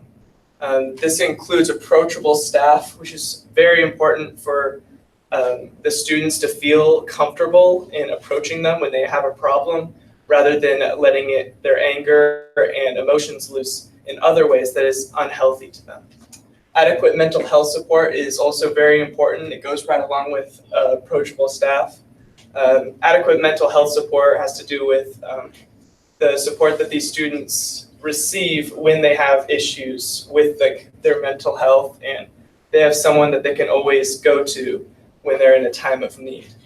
Fair discipline standards is also very important when it comes to appropriate social and emotional support, because this is a perfect way for the students to feel that they are being treated fairly when they turn in their assignments and when they are doing their day-to-day lives from class to class, and they feel like they're in an environment where they are learning safely and where they can connect to their teachers and to their peers without being singled out. For my product, I created a simulation, which is a training program for police officers that provides a series of shoot and don't shoot scenarios utilizing an IR laser. And what it does is it presents the trainee with different scenarios in which they have to shoot and not shoot. And when they are presented with a scenario, such as this one right here, they have to react to it on the screen. And what the program does that we utilized is it records what is on the screen. And that way, after each scenario or after a series of scenarios, you can go back and play it through, and you can look about where you shot and exactly when you shot, and then you will ask the trainee, or the trainee will ask himself why he shot in that specific scenario. This is really important for the overall safety and security of our school, because this is a good training method for the preparation of the event of a school shooter, if that should arise. What I did was I created a safer environment for our school specifically, because I used our own classrooms and environment, and I even used students from our school to create this program that will utilize like the muscle memory of the trainee, because it'll be local law enforcement that is using this. And this is really important because that way, when they're doing these scenarios and they are associating it with our environment at our school. And this is very important to, if one of these situations should arise, that they are well prepared for our school environment in our hallways and in our classrooms with our own students. I had many complications when I was working on this senior project. It was very difficult to find times, what with sports and jobs, myself included, to find the actors that had the time schedules that met up with mine for this scenes that they had to all act out.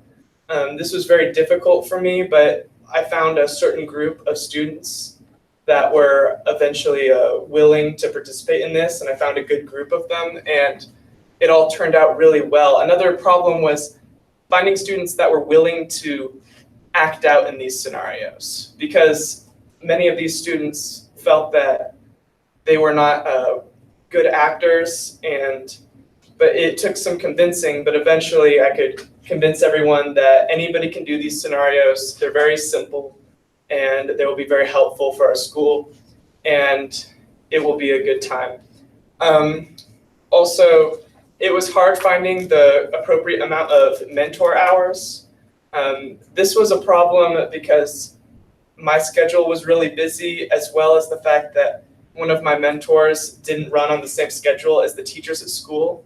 And that made it at times hard to coordinate certain hours that met up with my hours. And it was hard at times to find times to work out all of those hours, which is, in the end, I didn't quite meet my mentoring hours. I only had 9. And but in the end, all worked out okay, and my project turned out perfectly fine. Although many schools believe that they are, in fact, safe from the event of an active shooter and that they are secure from this type of threat, they are not. And if we want to change that, we need to create an environment that is safe and secure for our students, and we need to change the way that we look at security if we're going to create a stable environment for these students so they have a bright future and have a safe place to continue their education. Thank you. Do my judges have any questions? As local law enforcement, have they practiced using your scenarios yet? Not yet. After I got finished with my entire program in simulation, the gun we're using to use this, it doesn't, the IR laser went out on it, and we're currently in the process of replacing that. So until that happens, we cannot use that, but we're in the process of finding that and getting that worked out, so we can use it. Any other questions? So you created this program? I mean, is it like a computer-based type? Explain this to me a little bit. If you can. Yeah, it is all computer-based. I didn't create the program. I used a program and utilized it and plugged in videos that I took from the school, and the program records what's happening on the screen when you react to something, and you can play it back, and that will show you where your shots were, if you shot, and when you shot. But you used our students in our halls and schools. Okay. Yes. Okay. I gotcha. That's pretty awesome. Any other questions?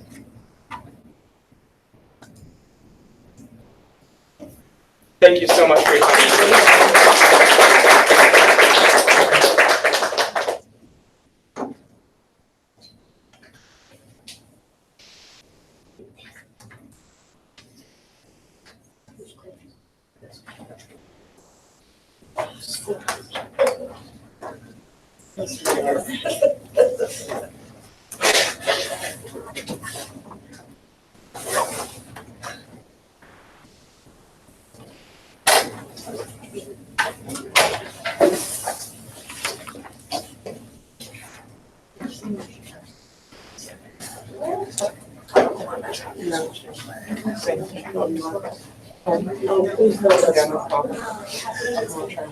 Thank you so much.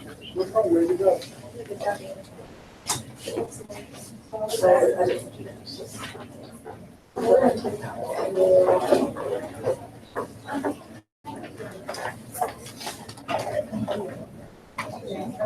Are you kidding me?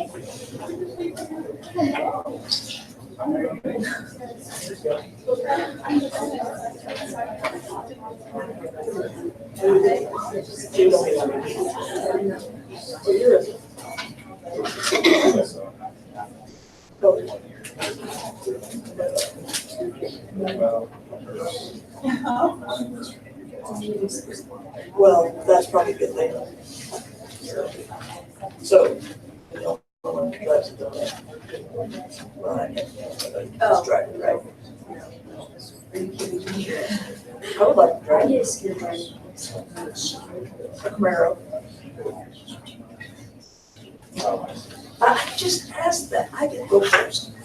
Is it red? No, it's blue.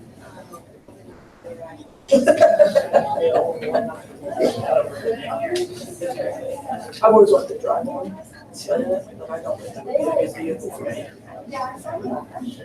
I like it. That's pretty easy. My car will do. First time. I'll see that. He's not ready to do it.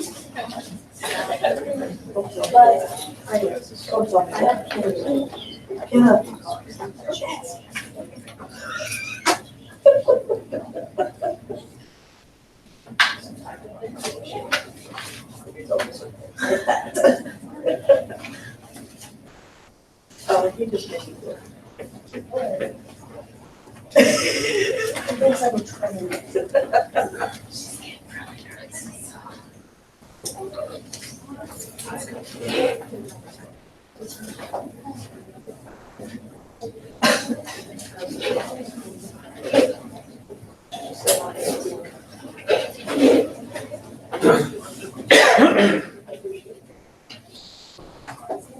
Scott, how are you? How are you?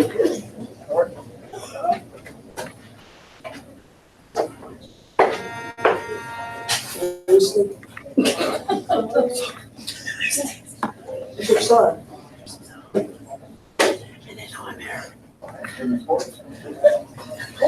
Oh, Scott, you don't know this story, so.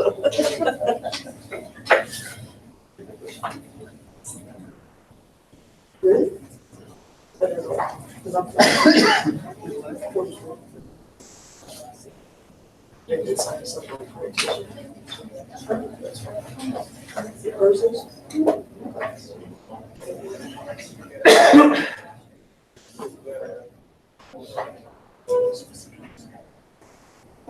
This control or something here.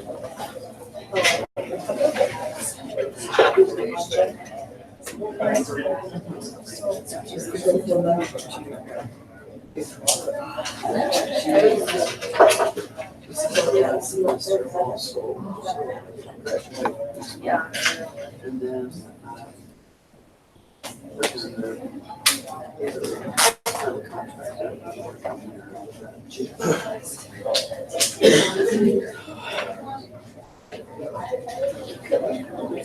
Judges, the next ID number is 44.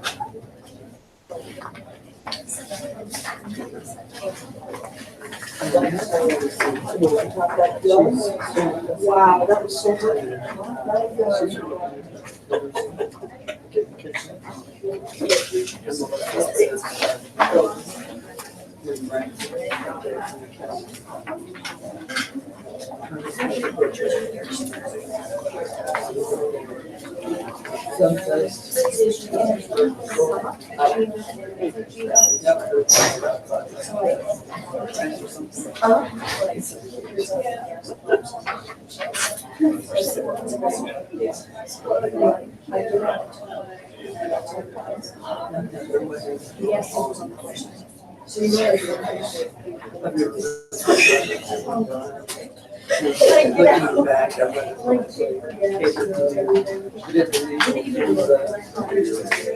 No, we didn't rehearsal.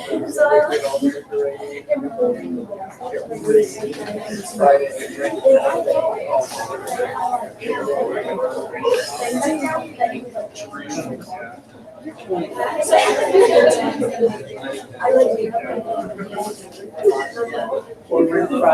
Saturday.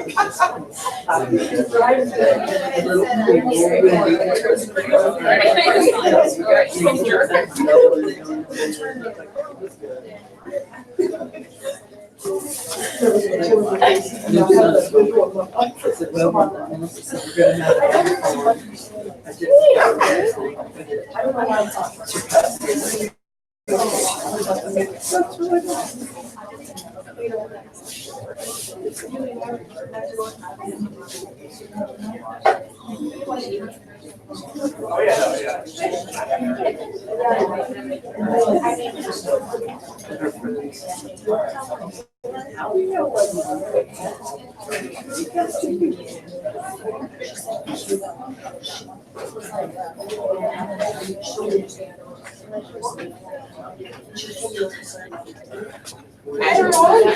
Are you chiming or recording?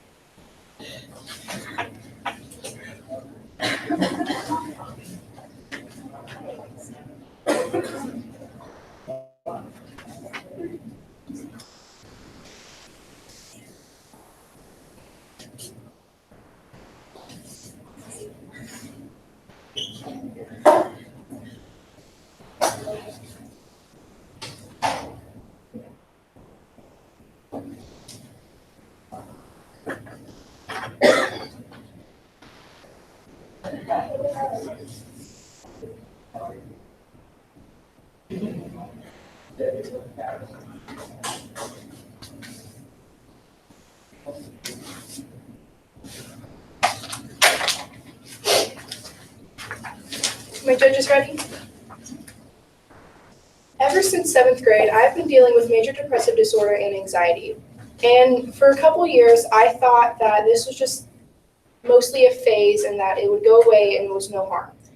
And as time progressed and I entered high school, I realized that it wasn't just a phase because I started having suicidal thoughts and I started thinking how I would kill myself, where I would do it, when I would do it. and I realized that I needed help. And I didn't really know what to do because I hadn't been through something like this before, and as far as I knew, no one in my family had. And so I was in this creative writing class, and we were told to journal daily, and it could be anything we wanted. We could write a short story, a poem, or we could use it as a diary, and that's what I did. I started telling my teacher how I felt and what I was thinking, and she suggested that I go and talk to either Officer Moore or Miss Seiler. So one day, her and I went together to talk to Officer Moore, and I told him what was going on, and he set up a meeting with my mom, and we started getting me into counseling, and that's how I started my journey of success and healing. Hi, my name is Danielle Hall, and before I leave, I want to make a change in this school that can impact many of the students that will come before me. I chose my topic in my research because this is something that I feel so passionately about and have for a long time. I hope in the future that I can have a career in mental health, and I wanted to do something that will benefit not only me, but other people as well. Mental illnesses are growing so rapidly in teens.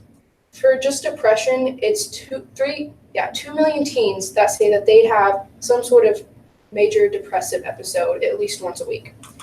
And for anxiety, it's 6.3 million teens that have to deal with this on a daily basis.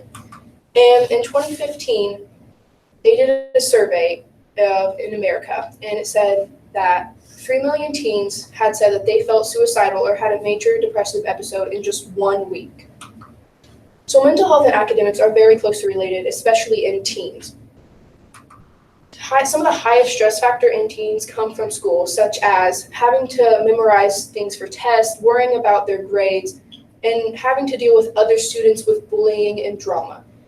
I know personally I have dealt with bullying before, and it has definitely been one of my main stress factors, having to worry about what other people thought of me, and having to worry about if I was going to be good enough, if I was going to pass a test or not. And I know that every other teen worries about that too. No matter who you are, how popular you are, what kind of money you have, every teen worries about those things. So because of these things happening in teens, they created school-based mental health programs. So school-based mental health programs are just little things that are placed in school that the school uses to help the students. So I researched a couple, and the first was Our Community, Our Schools. This is implemented in California in 2 of the schools. And for the first year that they'd done it, at the end of the year, they surveyed the whole school, and many of the students said that they felt that they had better coping skills and they felt way more confident and happier about their lives. The other one I chose was the University of Florida Family Support Service. Now, this may not be in teens, but it's still in young people. And the University of Family Support Service went more in depth than Our Community, Our Schools did. And instead of just doing it during school hours, they also had it open out of school hours. So it was a little bit more hands-on than Our Community, Our Schools was. But both of them were very, very successful according to the students. So there's a lot of interesting thoughts on mental illnesses, and I didn't quite know how to go about finding an opposing view.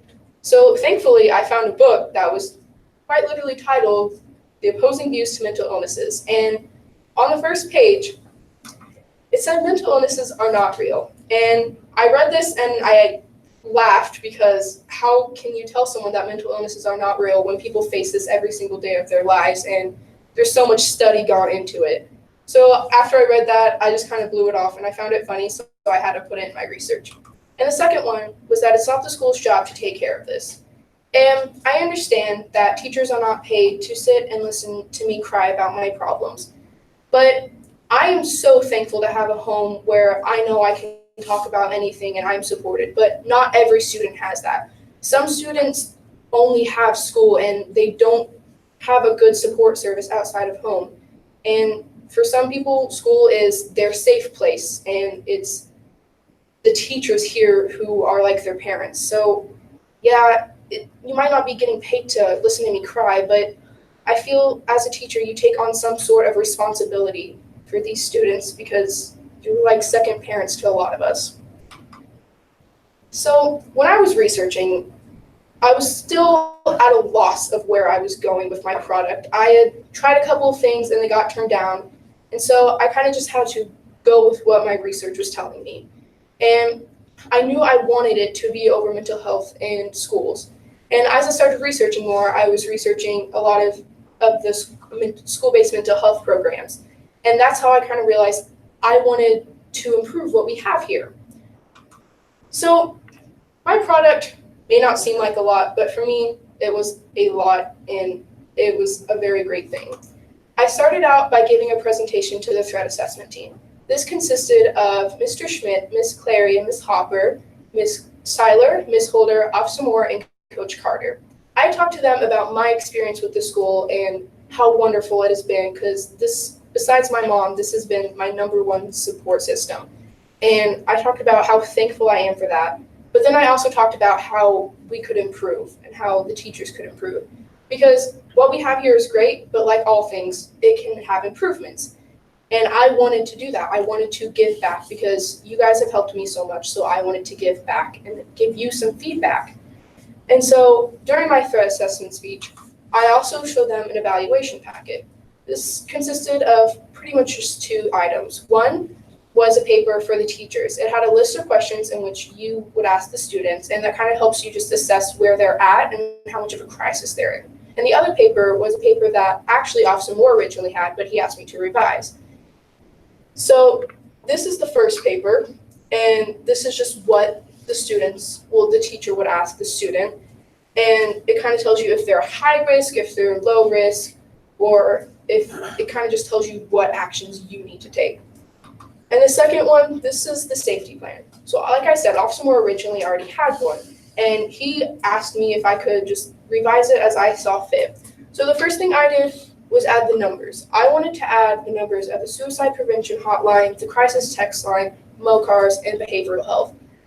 I thought it was kind of odd that these numbers weren't already there because this is what the student takes home. And not all students have access to the internet, so they couldn't look this up. And sometimes if you can't talk to anyone else in your home, then you need these numbers because talking to a stranger can help a lot. And the second thing I did was step 4 and step 5. Originally, this was just one question. It was, who can I ask for help? So I separated it into 2. Who can I ask for help inside the school, and who can I ask for help outside of the school? So it kind of gives just more people that you can write down. And I also added a couple to the coping strategies because you can never have too many coping strategies. And these changes might seem like not a lot, just a little bit, but even the smallest things can make the biggest difference. So going through this, there were many challenges. And the first one I faced was my survey. So I wanted to survey the school, the high school in particular, and kind of see where we were at as a student body. So I was going to ask questions like, who can you go to in the school for mental health related issues? Have you or anyone you know ever personally dealt with a mental health related issue? Sadly, Mr. Spence would not let me give this survey because he said it was biased, which I could understand. And so at this point, I was very, very lost, and I didn't know where I was going to go because that's really what I was relying on for most of my research. And for about 3 or 4 months, I lost a lot of motivation.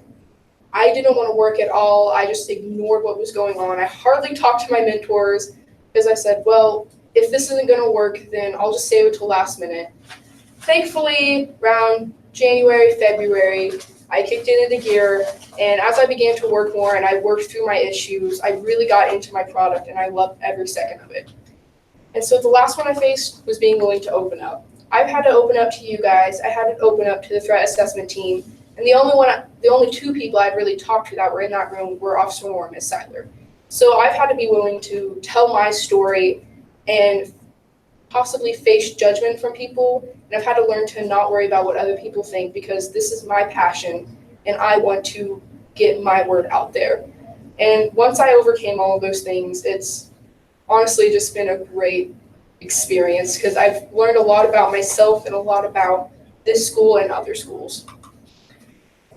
So dealing with this depression has been a very, very bumpy road, and I honestly don't think I would be nearly as happy as I am today without this school. Even if I were in some other school, I don't think it would work because we have such an amazing support system here. But before I leave, I want to make things even better because I want to be able to help all the students before me because it's not about me, it's about all of us. Thank you. Do my judges have any questions? Would you like to work in a school setting one day? I actually kind of want to work in like a behavioral health hospital with children.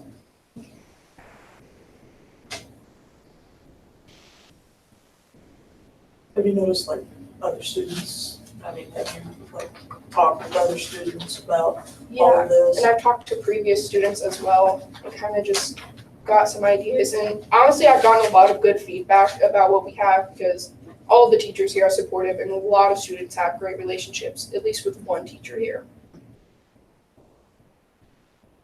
Very well put together. Thank you so much. Thank you.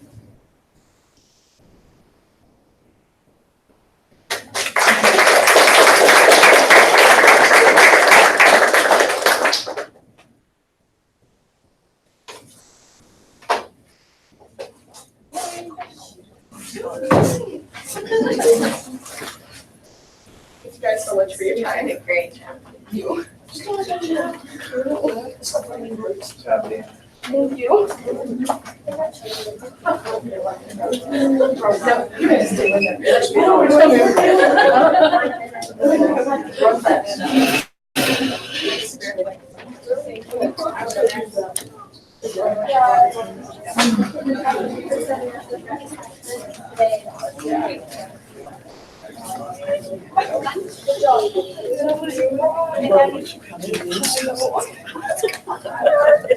Good, that's it. I know, I'm ready. I know, I'm so alive. Yeah, fantastic as ever. You're very well done, okay? Yeah, good.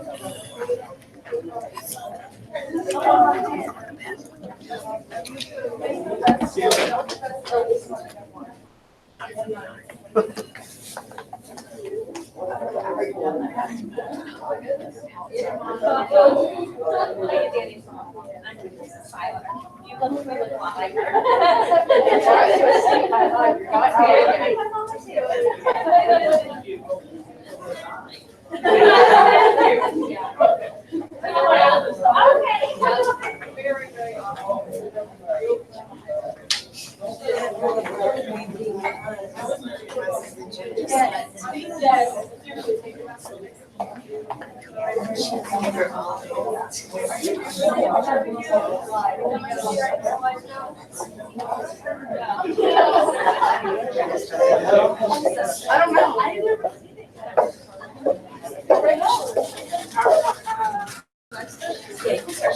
Shelley, So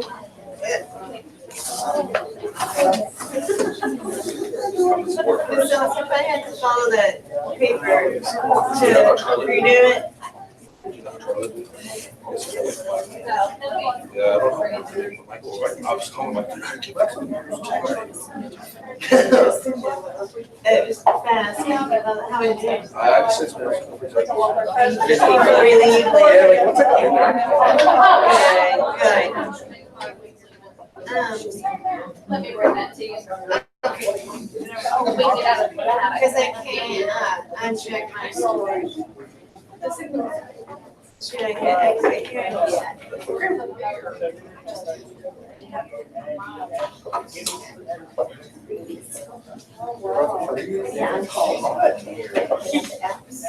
Yeah. Okay, I'll take it. There's the ball.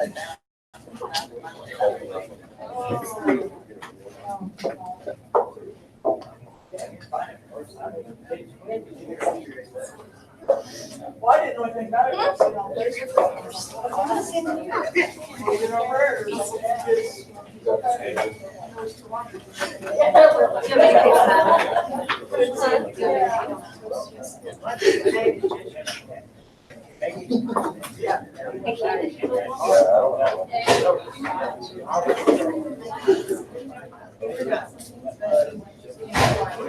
Hey, you're organized.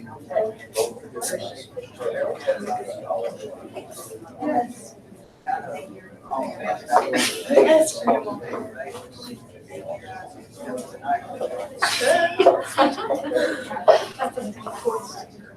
Okay, Lee.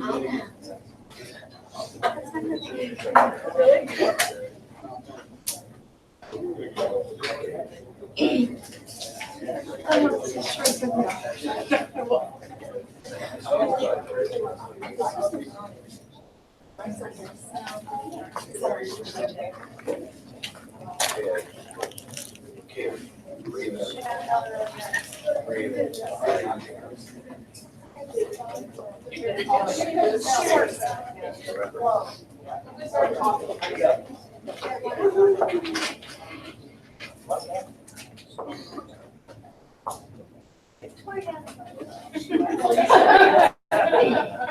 of like culminated in 4 years. So I'm supposed to be nervous, but it always gets.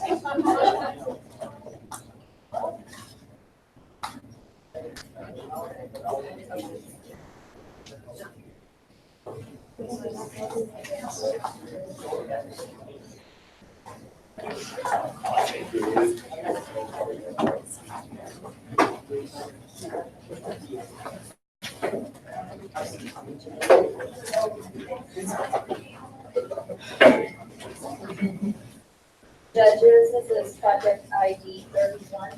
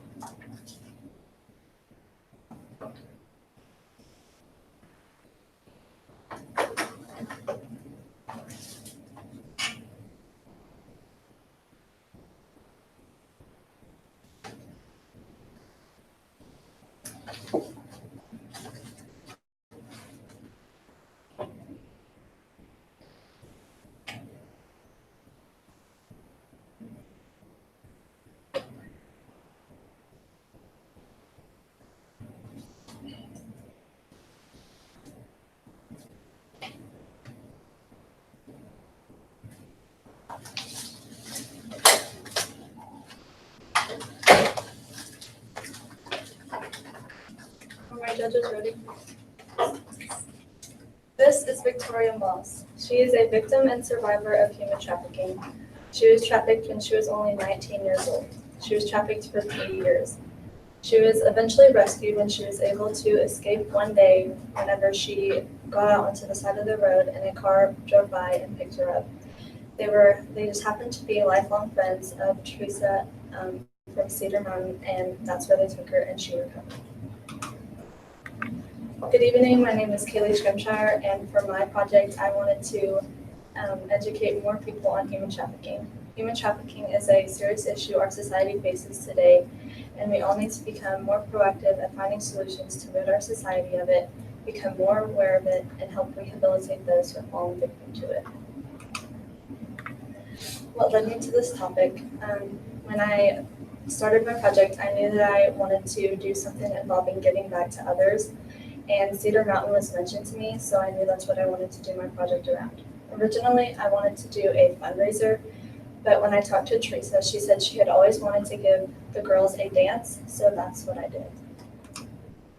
I had already had an interest in human trafficking, so I did this to be able to learn more about it, and I also wanted to learn more about the organizations because of hearing about Cedar Mountain. We all need to become more aware of this because it is happening all over the world and here. Most people think that it's just happening in other countries, but it's also happening near us as well. There are different types of trafficking. One type of trafficking is prostitution, which is becoming legalized in certain countries, and this is only making the problem worse and not helping it. Another type of trafficking is within or across borders, and this is where women are sold over and into our borders. Finding solutions. Hospitals and clinics are now offering help to victims of human trafficking. They offer them food, a place to stay, anything that these women might need to rehabilitate. Organizations such as Cedar Mountain offer food and a place to stay as well, with education and helping them find jobs so they can restart their lives. Rehabilitating these women helps give them a fresh start. They have already been through so much, and so for them to be able to start over is something amazing. Anyone can help rehabilitate a victim of human trafficking. Sarah Simmons was someone who knew nothing about human trafficking until she watched the movie The Day My God Died, and this opened her eyes to a whole new world. She then wanted to do more about this, and so she opened her own organization and is now helping women all over the world. Cedar Mountain is a local organization located in Mountain Grove, Missouri. Steve and Teresa Dunlap are the founders of this. They both used to work here at the school, and they both resigned and to be able to start Cedar Mountain. The organization is only growing. It started over in Honduras and now is here in Mountain Grove and in Houston. For my product, I held a dance for the women at Cedar Mountain, as I mentioned earlier. On Time Ministry is the ministry that is associated with Cedar Mountain. I held my product on November 17th from 7 to 9 p.m. at the Ferguson building. 19 people attended my project, including my helpers, the women from Cedar Mountain, and adults. There was karaoke, dancing, snacks, and drinks provided. Towards the end of the night, the song Rescued by Lauren Daigle was played, and every single person from my project all got in this big circle and we all worshipped, and it was one of the greatest things I've ever seen in my entire life. Everyone who was there either left happy from seeing it or crying because it was so amazing. These are some pictures from my project. My stretch was, I had a time crunch. I was only able to get the building from the day of at 11 a.m. and we had trouble setting up as well. The decorating was hard because my theme was Winter Wonderland, and we hung up Christmas lights and a bunch of them broke, so we had to either go buy more or improvise with what we had. The getting ready was also stressful because I had 2 of my aunts from Joplin, Missouri come down, and they ran late and didn't make it on time, and they were the ones who had to go to Mountain Grove and get the girls ready. In conclusion, human trafficking is a a serious issue our society faces today, and we all need to become more aware of it, more proactive at finding solutions to rid our society of it, and help rehabilitate those who have fallen victim to it. Thank you. Any questions?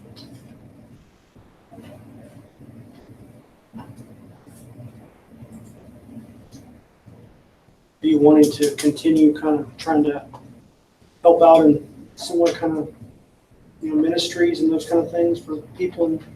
Yes, doing this project and being involved with the women, I really want to go back and help as much as I can, as well as any other place that would let me. Did you get any feedback from the women there about the dance? Yes, they all loved it, and they all hugged me and thanked me as they left. And I talked to Teresa a couple months ago, and she said that they were still talking about it, that they really enjoyed it.